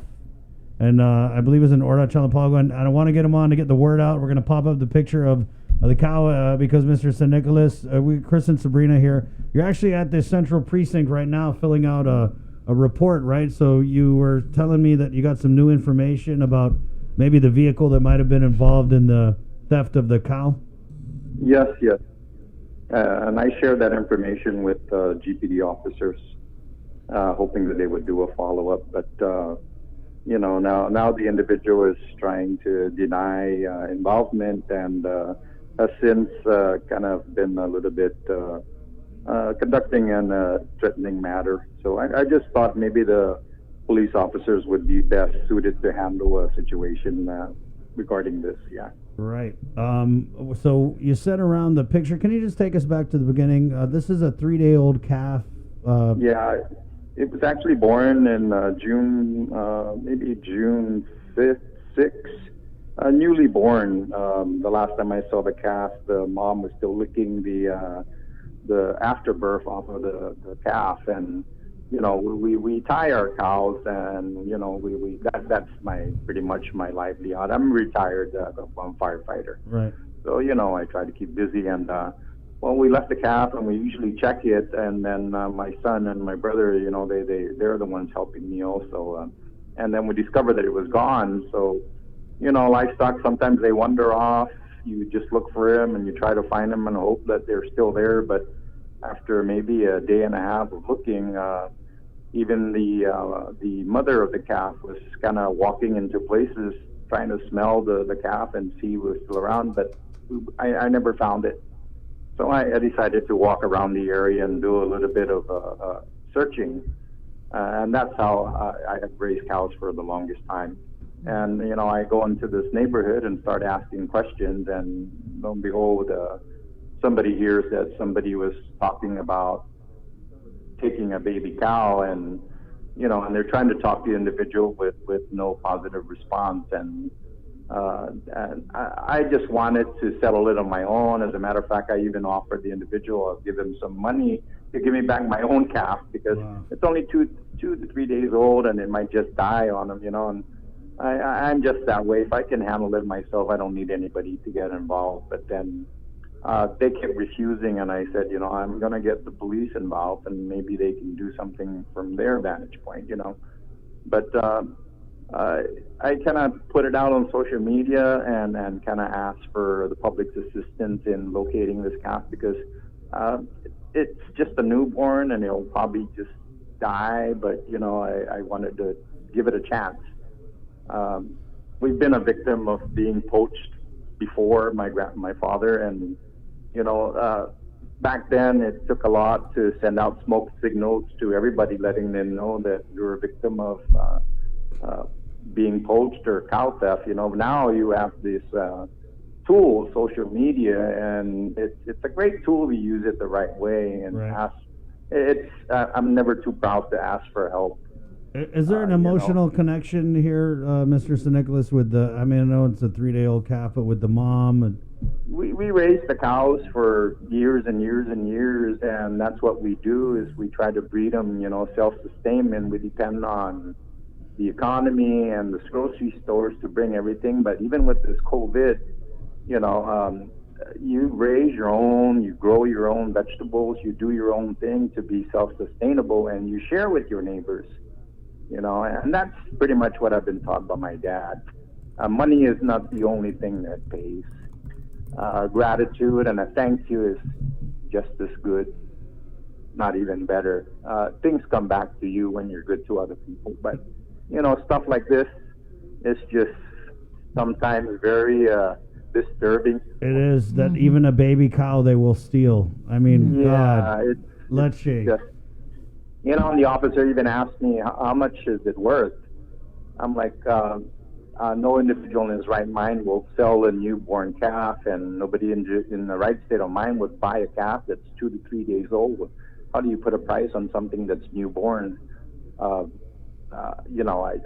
couldn't, but a full-grown cow would probably run you $1,500, maybe, depending, But it's not about the money, though, right, sir? It's not about the money. It's about your livelihood and what you work for, blood, sweat, and tears.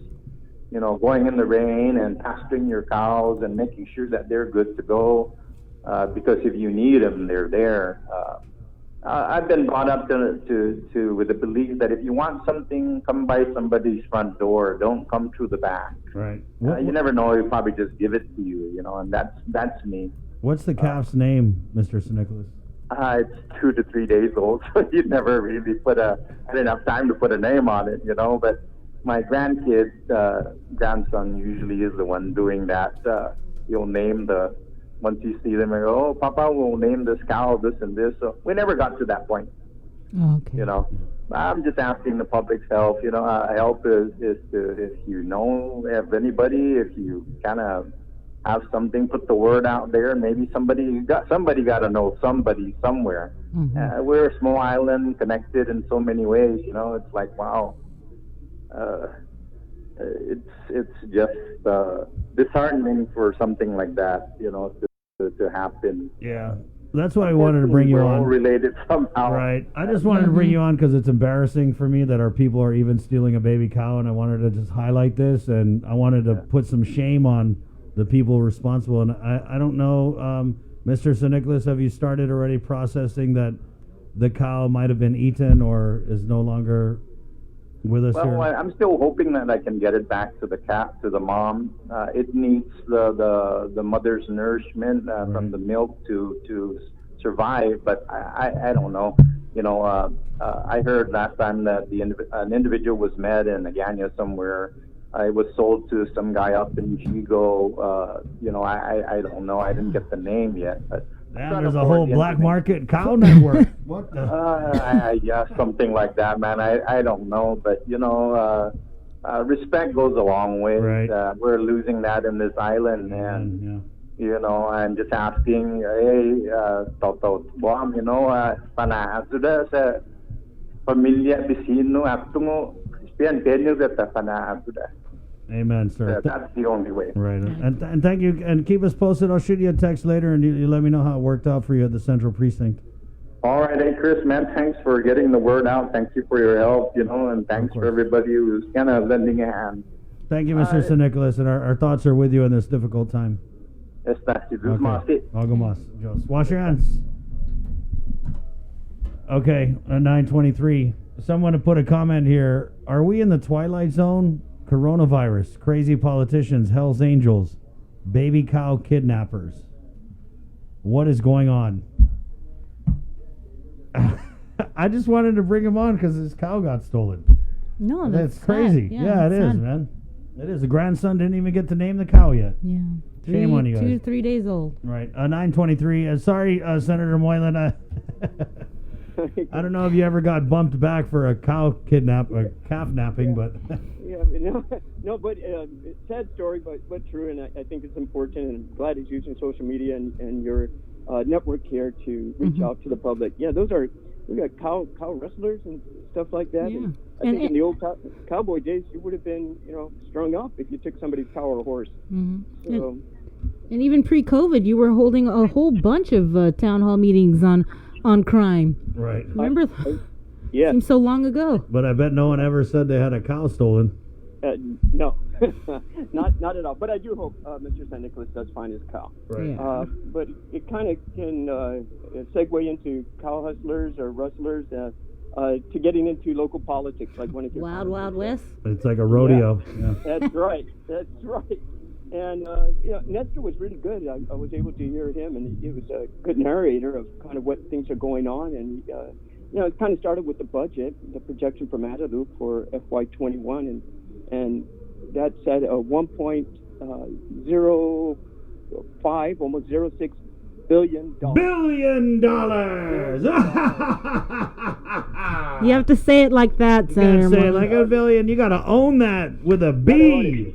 That's right, like $1 billion. Yeah, there we go. There's some line. And that's pre-COVID, as was explained. With the budget process, though, it starts with the submittal of the budget plan, and why that is because it's necessary for us to see where Guadalupe wants to allocate the resources and what's the priority. And then we take it from there, we formulate and adopt and execute, and at the end, the following year, we audit to make sure everything is done properly. But obviously, we have a faulty budget.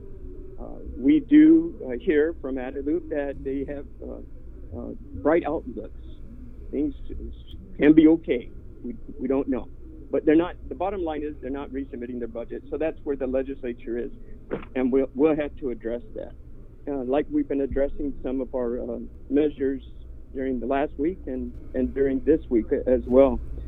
Nestor also commented on one of the bills, 366, which is actually the third measure introduced for the same purpose that did not have a public hearing. And actually, I had to recuse myself from voting in that due to my relationship with the insurance businesses as well. But it's up to it's on the third reading file, so it's going to come up to a vote here. If I look at it and what we saw from the time that first measure was introduced as a different bill number and then withdrew, and then the second measure was introduced, then withdrew, until the third one, within a week and a half, is now moved on to the voting file. The only thing I see changed now is, and this bill gives, of course, the government employees choice in medical insurance, government employees. But the only thing I saw change in the week and a half is the amount of people from 12,000 to 13,000 to 14,000 who are the private employees that were affected by COVID that probably don't have health insurance that are applying for PUA. So that's where that one is. But it's moving forward. And so are some other What about this hate crime bill you have, Sure. Senator? Sure. Yeah, we had that situation in Minnesota where the unfortunate death of George Floyd, and it's a hate crime, and that got me looking into what are our hate crimes on Guam, and only to discover we don't have any hate laws. And Department of Justice recognizes that also, that there's 8 states and territories that with no existing mandates or requirements to keep statistics on hate crimes on Guam for us. So we introduced Bill 365, which basically increases fines and sentencing for bias-motivated crimes. Crimes associated either with race, or gender identity, or political ideas. And that it takes civil actions against the perpetrators, and and if the perpetrator is a minor, it holds the parents responsible too. But interesting enough, this wasn't the first time on Guam that this type of measure was introduced. We followed suit from Senator Tony Atta, who introduced a hate crime bill back in 2014, 6 years ago, on the 36th Guam legislature. And just like former Senator Atta, when he introduced it, he was minority as a Republican Party, and just like I am today, I'm minority in Republican Party. And it's important, though. I believe that, you know, why did the Democrats block it then? And I'm hoping now with social media and more education, maybe we can move forward on this and they don't block it again this time. But the federal government does have hate crimes and been in the books for quite some time. And they're going to address the major issues, right? If the federal crime on hate is taking place on Guam, they're going to step in. But local laws are most important as well, for things that the federal government is going to say, hey, you, Guam, take care of that locally. Vandalism, robbery, arson, things like so forth, right? These types of crimes that are biasly motivated. Then that's why local laws are important. You know, I don't think I'm jumping on a bandwagon here. I think it's just something that we didn't even see you at the Black Lives. Were you at the Black Lives Matter protest center? I actually walked through. I wanted to see what the people were discussing. I wanted to hear it. I wanted to be boots on the ground. I wanted to see what their point was. And which one did you go to? Adeloops. I'm sorry, not Adeloops. ITC? Aganyaloop. Aganyaloop. All right. Aganyaloop. And that was extremely packed. Right. And so got to talk to a few people and listen to what they had to say, which motivated me to look into, do we have hate crime laws on Guam? And we don't. Should we? Certainly. And why not? And why block such a measure? So we'll see how that goes. But, you know, with my success with my amendment trying to get over across yesterday, that didn't work out too well either. I got a kind of a flip-flop situation when just trying to help small businesses here and increasing the Jay Sanchez amendment from the original, from the bill proposed, 323, from $250,000 to $500,000. So the companies, they still pay taxes, but they're only going to pay 3%, not the total 5%. So there's a discount of 2%. So that was my amendment, and initially it passed at an 8-7 vote. At 20 minutes later, the majority decided they got the win to have a revote. You know, how do you have a revote? you pass the vote, you pass. They got the call. Yeah, Senator, you know, I did that when I used to play kickball. It's called DC Don't Count. Yeah. Don't count. Yep. Okay. Redo until so we get what do you right. think? What do you think happened there? Did they get the call from Adeloop or something? I'm sure something got plugged into their ears, and it was loud enough for them to listen. And when the revote came across, if the motion failed or the bill failed, the amendment failed, to a 6-9. And why? I mean, we flip-flop. Is that going to be our standard? We're going to keep on flip-flopping until we get the answer we want? You know, and just keep on. We're revoting. Who called for the revote? It was come from the back room, possibly the author of the bill. I think it's possible. Senator San Augustine. Right, that's possible. Yes, yeah. So that's You know, maybe you should take these guys out to lunch or something, man. Have you ever thought about that? I mean, you know. Yeah, it's unfortunate that politics plays in this manner. But I mean, Senator, politics, it's the legislature. You guys are political. We're supposed to have politics. You know what I mean? Well, yes. But we also have to do what's right for the small businesses. They're the ones that need to come back strong. They're the ones that are going to pay the BBT and hire the employees, which is the biggest tax collection for the government of Guam. We can rely on this federal money. That's great. But did we open up the small businesses? Did we get people reemployed? Are we looking at FY21's new budget? Maybe if we're going to take the legislature out to lunch, the senators out to lunch, it's going to be brown bag, because the money's going to be really tight. Right. I mean, at some point, the politics has to stop, and the people have to start mattering. Ooh. You know. Yeah. Right. You know, one thing I wanted to go back into, because I recall, you were the one, I think, on during the oversight hearing. You raised the issue about the salaries over at the Department of Labor, the federally funded ones. And do you remember that? Yeah. Yes, I do. Yeah, I'm pretty sure he remembers that. And so we had the Department of Labor director on our show yesterday. Did you catch that? And he said that was a distraction. I'm telling you, Senator, this is the show you got to listen to if you want to be in the know. But he said, he said that was a distraction, and then we asked him whether or not this was put out to the public. Was there any sort of job announcement that was made? Nope, wasn't. No, nothing. And then he said that he had gone through old applications left over from the transition. When I say transition, we're talking about the transition from Calvo Tenorio to Leon Guerrero Tenorio. So they went way back, dusted off a bunch of applications that probably smelled like the cockroach. Yeah, and then he handpicked the program manager. But I don't know if the program manager had put in an application. See, we didn't get that answered. He didn't. He handpicked her. You didn't need an application. He was like. So he's just like, boom, you were it, girl. I mean, and she worked there at HRD which is under DOL. And so the lieutenant governor had said, "Oh, well, we had to get a bunch of people real fast. We needed them yesterday, and that's why."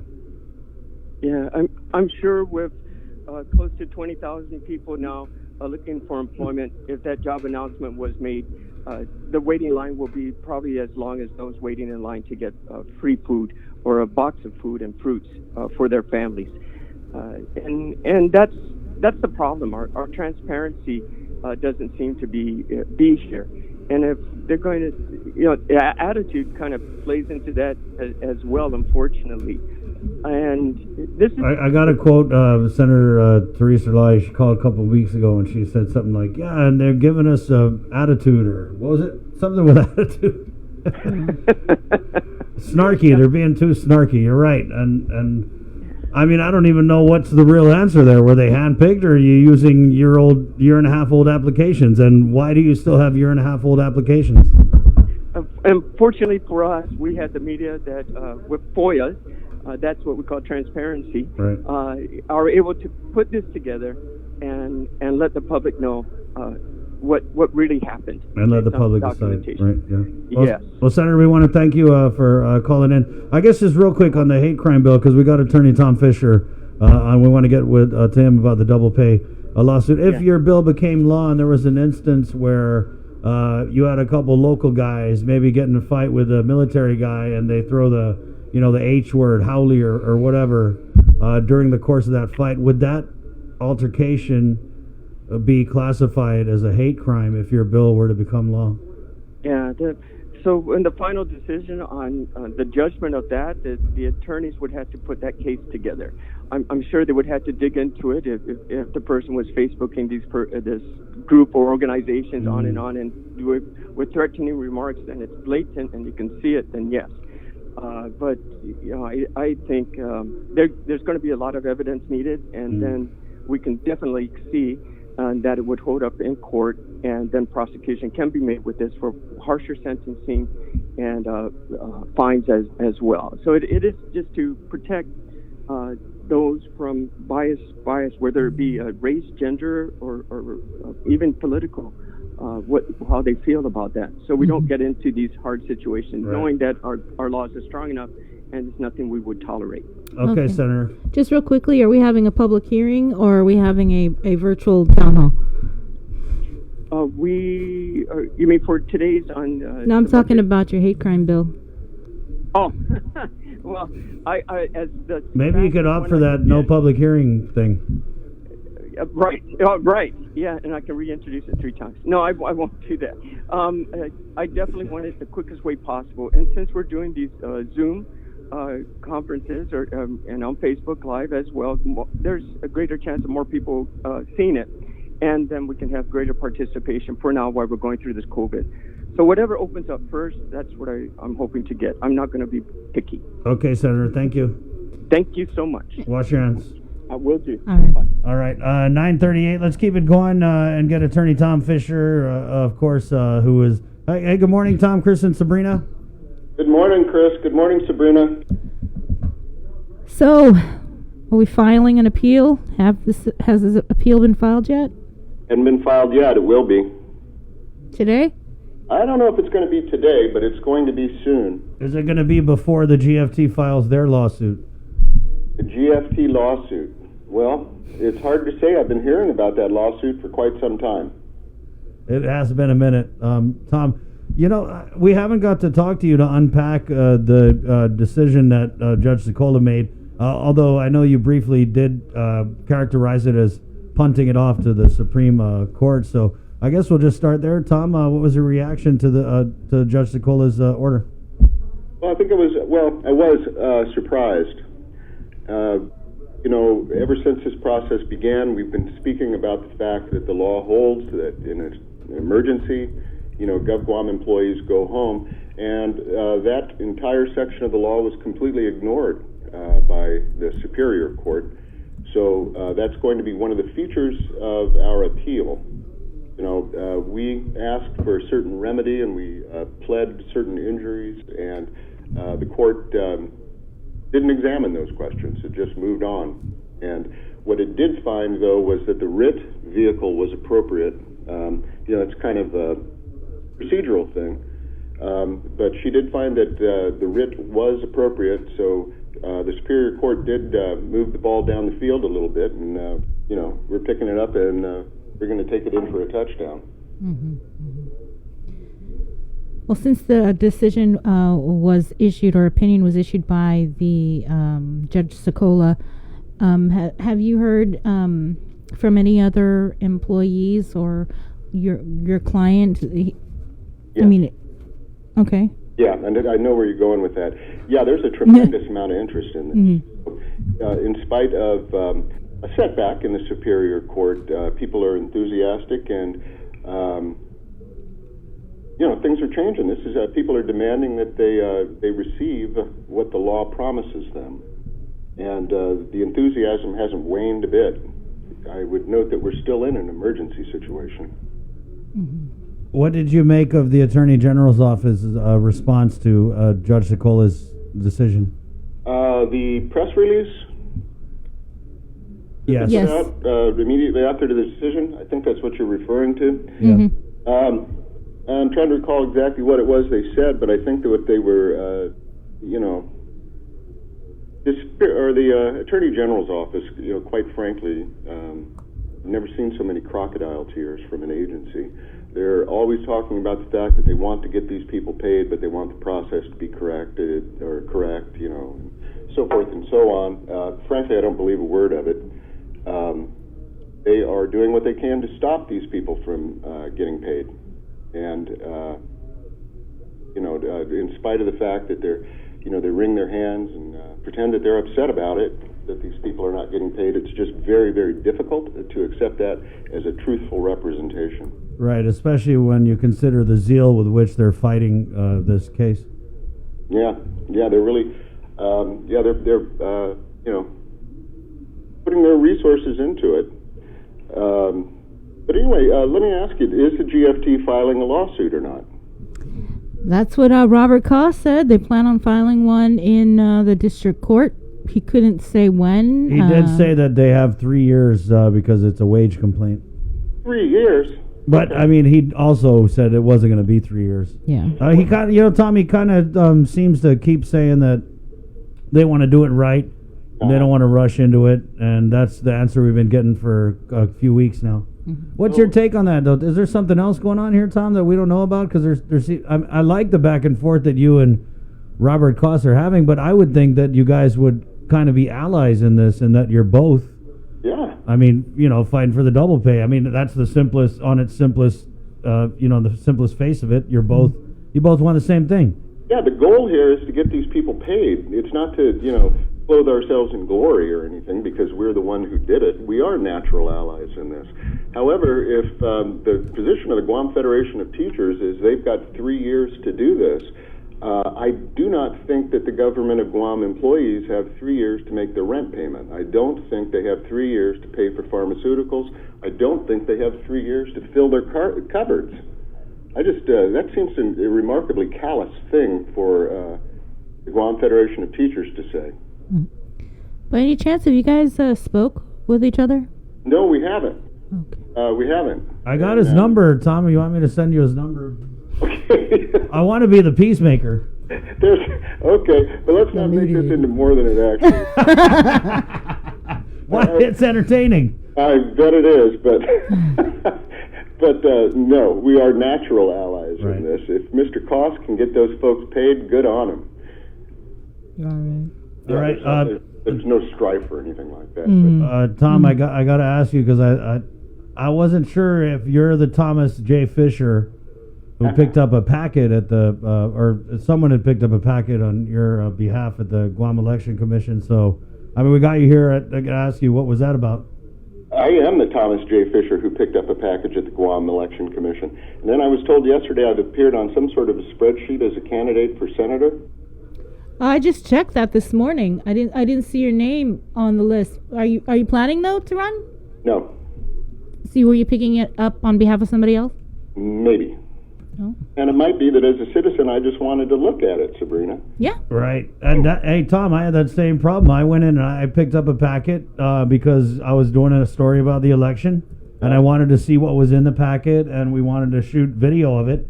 Right. And so I had to sign for the packet. And then, I mean, up to now, I'm still getting texts, hey, are you running? Hey, are you going to turn in your stuff? Hey, do you need me to sign your petition? Like, I'm not running. All I did was pick up a packet, but you have to sign for it. And then that list of people who picks up the packet is public information, and that's what gets sent. I mean, my name was in, the TV news over here. It was in the newspaper over here. People were calling me asking if you were running. I was like, are you not telling me something? For real. I don't know, Chris. I heard you were already organizing. Oh, really? Yeah, what's the colors going to be? Yeah, okay. Pink and white, I think. Oh, my goodness. Right on. Okay. I noticed, I saw in the newspaper that we are now celebrating Law Week, at least for 2 more days. Oh, yeah. You guys saw that? Yeah. Right. It was a ceremony or signing or something yesterday at Adelup. And they're doing, I think they're also... that just kind of steams my clams a little bit. The Law Week, I guess the slogan is your vote, voice, our democracy. And anybody can figure out what that means. We'll give them a nickel. And then considering what's been going on with the death of Mr. Floyd and the entire world marching for equal justice for those who have been and are historically oppressed, I haven't heard a peep from the law community about that. I don't understand this vote, voice, democracy stuff. How about Black Lives Matter? How about equal justice under law? I don't understand, maybe I missed it, but I don't understand where the Attorney General is on this. Don't understand. I commend, by the way, Senator Moylan, who was just on your show. He was down at that Black Lives Matter rally this past Friday, so good on him. But I haven't seen anybody else around. I think it's interesting you bring that up because we even had the doctors come out and take a knee in solidarity with Black Lives Matter. You're right. We haven't heard anything from the legal community. We also haven't heard anything official, and I'm not even sure what kind of statement the Guam Police Department would have. But we do know that the chief of police showed up to the Black Lives Matter protest at ITC on Friday. Good for Steve. I'm glad. Good for Chief Ignacio. I'm glad to hear that. That is one of the most. I'll tell you what. I don't know if you guys were down there. I was at the one here in Hagåtña Friday, and even though the weather was a bit inclement, there was a very large crowd down there, and it was young. And we actually did a live show from both sites, and then also covered the demonstration in Saipan in one program. Great. You're right. There was a ton of people, especially down in Hagåtña. Yeah, and I don't. No gubernatorial campaign could ever gather that many people in support. Right. And that by far the people down there were young, and they were enthusiastic and concerned. So as screwed up as things seem to be, at least this next generation trust. That's for sure. But I would like to hear from, why don't you give him a call? Why don't you ask the Attorney General what he thinks about all this? I would think that maybe the type of statement we would see would be something proactive, like if you are a victim of police brutality or any type of discrimination, this is what protections are afforded to you. This is what our office could do. This is where you would go. This is the process, right? That kind of thing is. Yeah. I mean, other than maybe a position statement on we hate police brutality or something. It seems like a really easy thing to do, Tom, and you're right. I don't know what is up with the silence on it. Yeah, I don't either. It just maybe one thing the Guam Police Department could do and should do, we've tried to get this information from them before through a FOIA, is what is their use of force policy? How does it escalate? That sort of thing. I think, I suppose the Guam Police Department will say, well, we don't want to release that for, the following 3 reasons. But it would be nice. I mean, they are our police, and we'd like to know how they're trained and how they conduct themselves. Fortunately, we have a very, very professional force, and I don't think that the allegations of excessive force are over and above anything you'd find elsewhere in the United States. But we got this conversation going. I want to hear what the Guam Bar has to say about it. I want to hear what the Attorney General has to say about it.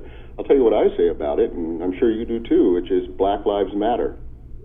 Right on, Tom, and we'll end on that note, okay? So that's perfect, yeah. Right. Appreciate it. And thanks, Tom. Keep us posted, all right? You're very welcome. Okay. All right, goodbye. Wash your hands. 9:49, Attorney Tom Fisher. Always got a really cool take, and definitely I think he can speak with experience because he's got it. I mean, I think he came to Guam, was a prosecutor with the AG's office, so that's kind of how he made his start here, and lo and behold, a couple decades later, suing for double pay. Right. All right, we'll take a. Wait, can we just yes, let we this can, out? Yeah, please. The Navy just posted something on their website. They have the findings from the USS Theodore Roosevelt public health investigation. I don't know if you guys recall, but the Navy was conducting these serology tests as part of a study in partnership with the CDC. And so at the time when we reported the story, it was supposed to take about 30 days, and that was the beginning of May. And so I believe the findings are actually out now, and I'm just going to go ahead and just read you what the Navy has posted. The Navy and Marine Corps Public Health Center, in cooperation with the CDC, released findings from a joint public health outbreak investigation into how COVID-19 disease affected crew members aboard the USS Theodore Roosevelt. This is a stealthy virus, and the results from this outbreak investigation provides us with increased knowledge about COVID-19 so we can better protect the crew, their shipmates on other vessels, and ultimately the nation. That's a statement from Rear Admiral Bruce Gillingham. He is the U.S. Navy Surgeon General. The release goes on to state that the outbreak investigation, including asking volunteers to complete a short survey and provide 2 specimens for lab testing, voluntary blood and nasal swab samples. Antibody testing done on nearly 400 service members of the Theodore Roosevelt show nearly 2/3, that 62% were infected with the SARS-CoV-2 and that most were mildly ill. This is the first CDC published report on this specific demographic of young adults. A total of 382 service members gave blood samples, and a subset, 267, provided nasal swab samples. Blood samples were tested for the presence of antibodies, meaning they had been exposed to the virus, and those that were positive were further tested for their ability to prevent infection by neutralizing the virus. Nasal swabs were used to look for virus RNA. This study paints a picture of current and prior SARS-2 infection among young adults living in close quarters. That was from the CDC author Dr. Dan Payne. This data will contribute to understanding COVID-19 in the U.S. military, as well as among young adults in other close communal environments. In addition to the sample collection study, participants completed a questionnaire that included data on demographics, exposures, protective behaviors, service members engaged in health history, symptoms, and self-reporting a previous COVID-19 test. Other notable findings include nearly 2/3 of service members in this sample had reactive antibodies. 44 or 18.5% of service members who are identified as having a current or previous SARS-CoV-2 infection did not report any symptoms. Among those who provided nasal swabs, just over 1/3 tested positive for current infection. Loss of taste or smell was the symptom most associated with current or previous infection. Participants reporting these symptoms were 10 times more likely to have infection than were those who did not. Among 12 participants with antibodies, they were detected longer than 40 days after symptom onset. 8 remain neutralization positive, including 2 participants who were tested 3 months after the onset. We'll post the link to the findings on our website and on our social media. But the findings from that USS Theodore Roosevelt study that was conducted on the coronavirus outbreak on the ship has been released.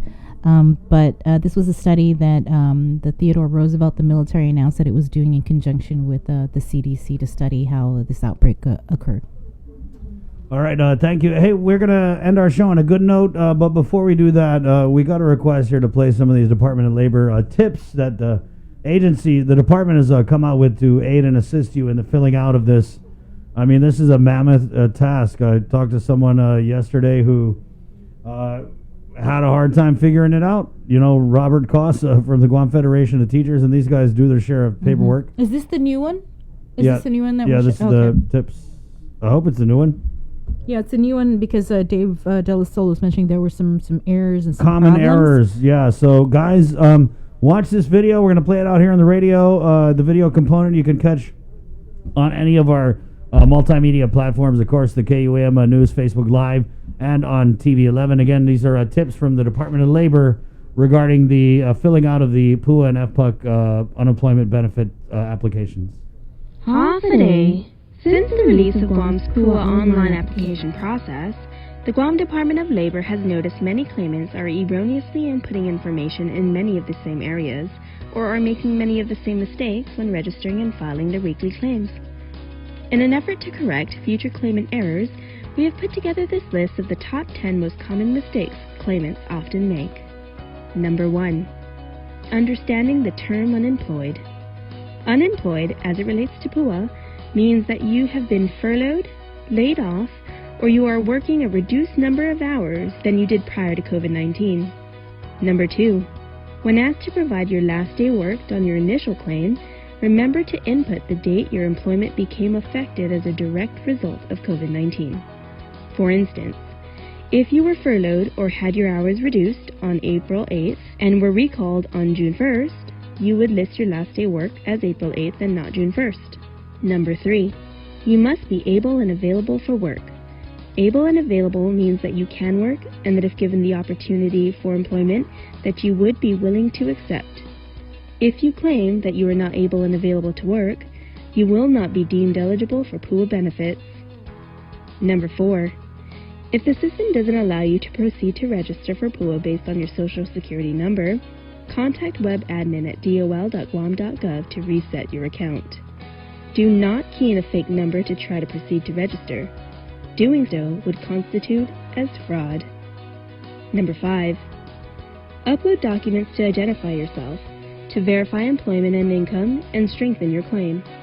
If you have not uploaded these documents, sign into your account to do so.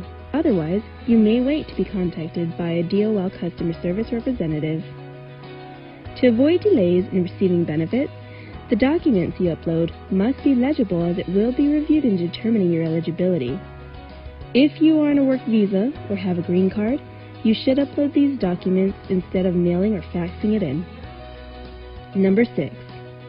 Whether you have one or more jobs, you must claim all income received for each week you file a claim. For example, if you have 2 jobs and remain gainfully employed in one but lose the other, or have reduced hours, you must input income received from each source.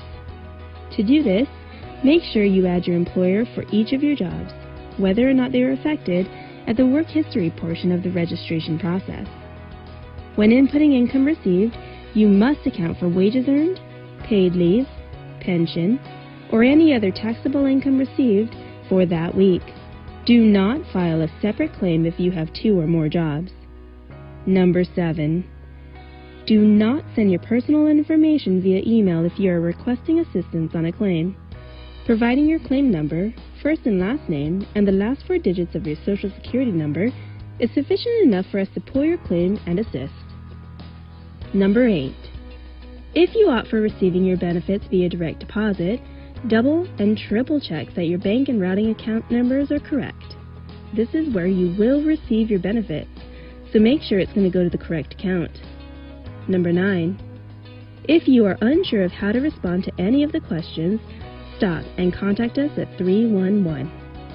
Doing this will ensure your complete claim is correct and will save you from contacting us from technical issues, as we are currently experiencing a high volume of claimant errors and requests to resolve. And number 10, take the time to review your application and weekly certifications to ensure they are error-free to expedite receiving your benefits. Remember, upon submitting your claim, you are certifying that all information provided is true and correct, and that you acknowledge that any false statements are punishable by law and could result in a fine, imprisonment, restitution, and a loss of future benefits. However, for applications and claims that are complete and error-free, the Guam Department of Labor will process claimant benefits within 21 days of receipt. For more information on how the Guam Department of Labor can assist you, visit our website at dol.guam.gov. All right, there you go. A helpful little video there as you apply for the pandemic unemployment assistance and the FPUC as well. Again, we had Dave Della Sola on the show yesterday. Apparently, there's still an issue with the part of the software that processes the checks. The most important part is you guys getting paid. Problem? I think they're working on it. They are working on it, yeah. So they're working on the solution. And you know, where there's a comment in here that a lady very frustrated said, "Hey, how much longer we got to wait? You know, we're trying to feed our families here." I agree, and I think Dave, I think it weighs on him. What do you think? Yeah, I think it does. He knows he's got to get this done, but he has to be very careful. You know, things have to be vetted, things have to be done correctly, or we're going to have to pay back all this federal money. But he did say that at the time you file your claim, that's when that 21-day clock starts ticking. But you know, he made the commitment that they're trying their hardest to get that out as soon as possible before that 21 days. And they definitely have the staff for it, and the staff being compensated for it. So everybody got to work hard, guys. Let's go. Let's bring it home. Right. 10:01. End the show on a good note, like we always do. And today, for our good note, we go over to the University of Guam and the Sea Grant program, where we're going to bring up Mr. Larry Reikatal, who is a master, a traditional navigation instructor with the UOG's Sea Grant program. Good morning, Larry. Hey, Larry. Hey, good morning. Good morning. Chris and Sabrina here, and we wanted to bring you on. First of all, I know that we met many years ago in Yap in 2009, so, you know, small island, small world. Yes. It's good. Good morning to you, Sabrina. Good morning. Good to be with you folks. So we're going to pop up these pics here, and you guys were able to do a cleanup, and I thought it was really cool because you used the traditional canoe to do this cleanup. Where was this at, Larry? And can you tell us a little bit about, just from the beginning to the end, whose idea was it? How'd you guys get it done?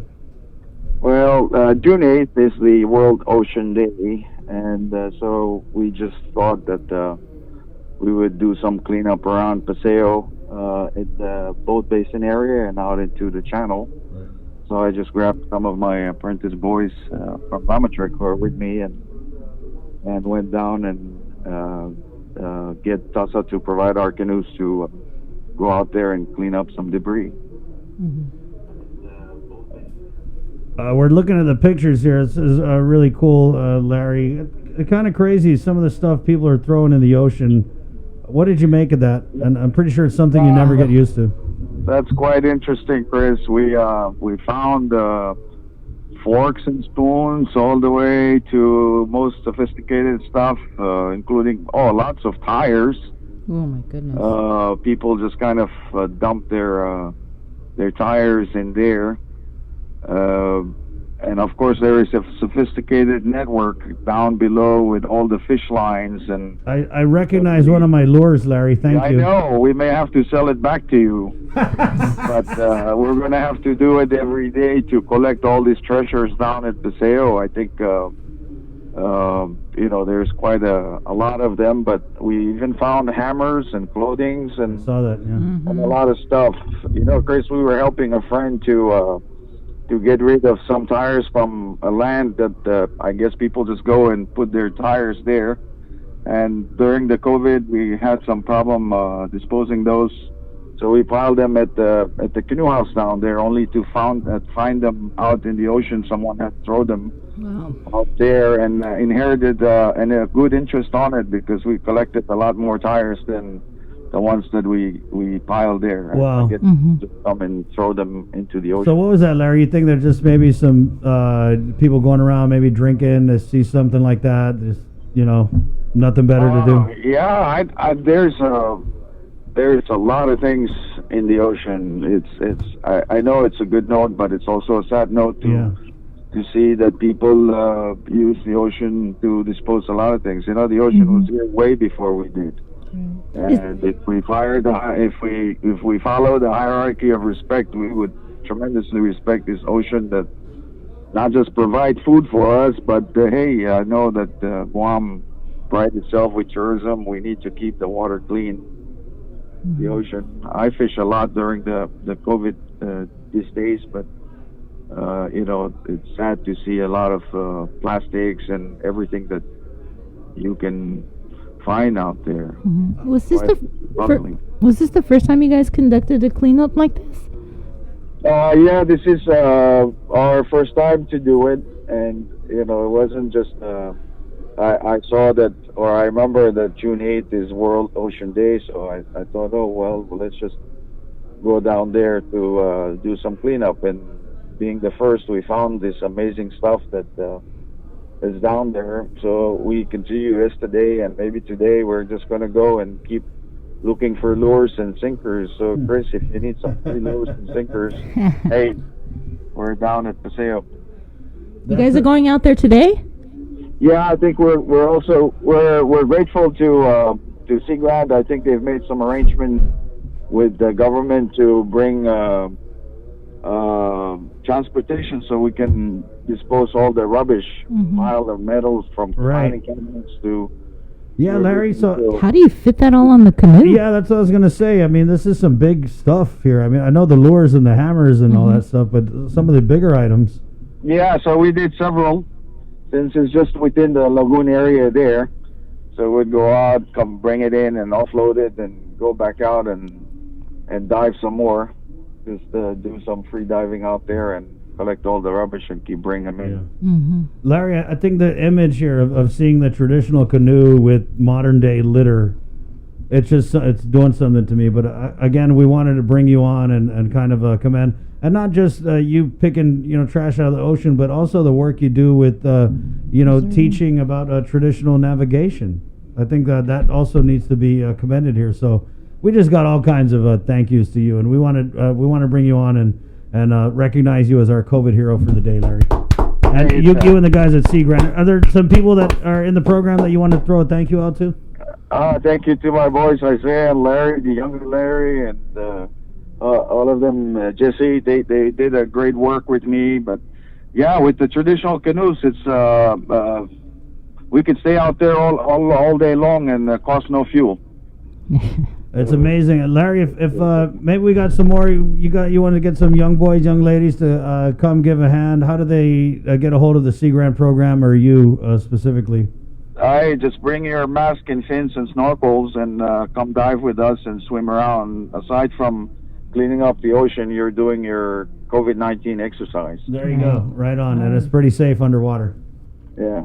Thank you, Larry, and let's catch up. And down the road, I got your number. You're doing anything with traditional navigation? I'd love to have you on and maybe talk about that more in depth. Thank you, Chris. Thank you, Sabrina. Thank you. Thank you, and stay safe. Wash your hands while you're underwater. I will. Okay, Larry. So, all right, Sea Grant, that's a great program. Yeah, it's great. A lot of people at UOG doing great things. Just going back over the COVID. the psychological services that they're offering at, is it ISA? Isla? I can't remember. Yeah, they're doing good things at UOG, okay? Yeah. That's it. Hey, the show's been proudly brought to you by Calvo Enterprises, Ambrose Inc., IT&E, Coast 360, and the Bank of Guam. Good job today, Sabrina. Good job, Chris. Also to Jacob on our one of our digital dudes, and Ken St. Nicholas. But most importantly, to you guys out there who continue to support us every day with this containing COVID multimedia broadcast extravaganza. Remember to catch In Full Zoom with Nestor Lecanto. I think 6:30. Right. It should be on Facebook probably later today after the show sometime. But yeah, definitely on 6:30. Not just Facebook. It's Edward R. Murrow award-winning there you go. social media network, KUAM News. Hey, my name's Chris. Good job again, Bree. Thanks. You too. You guys be safe out there. Wash your hands. Hasta. Adios. Bye.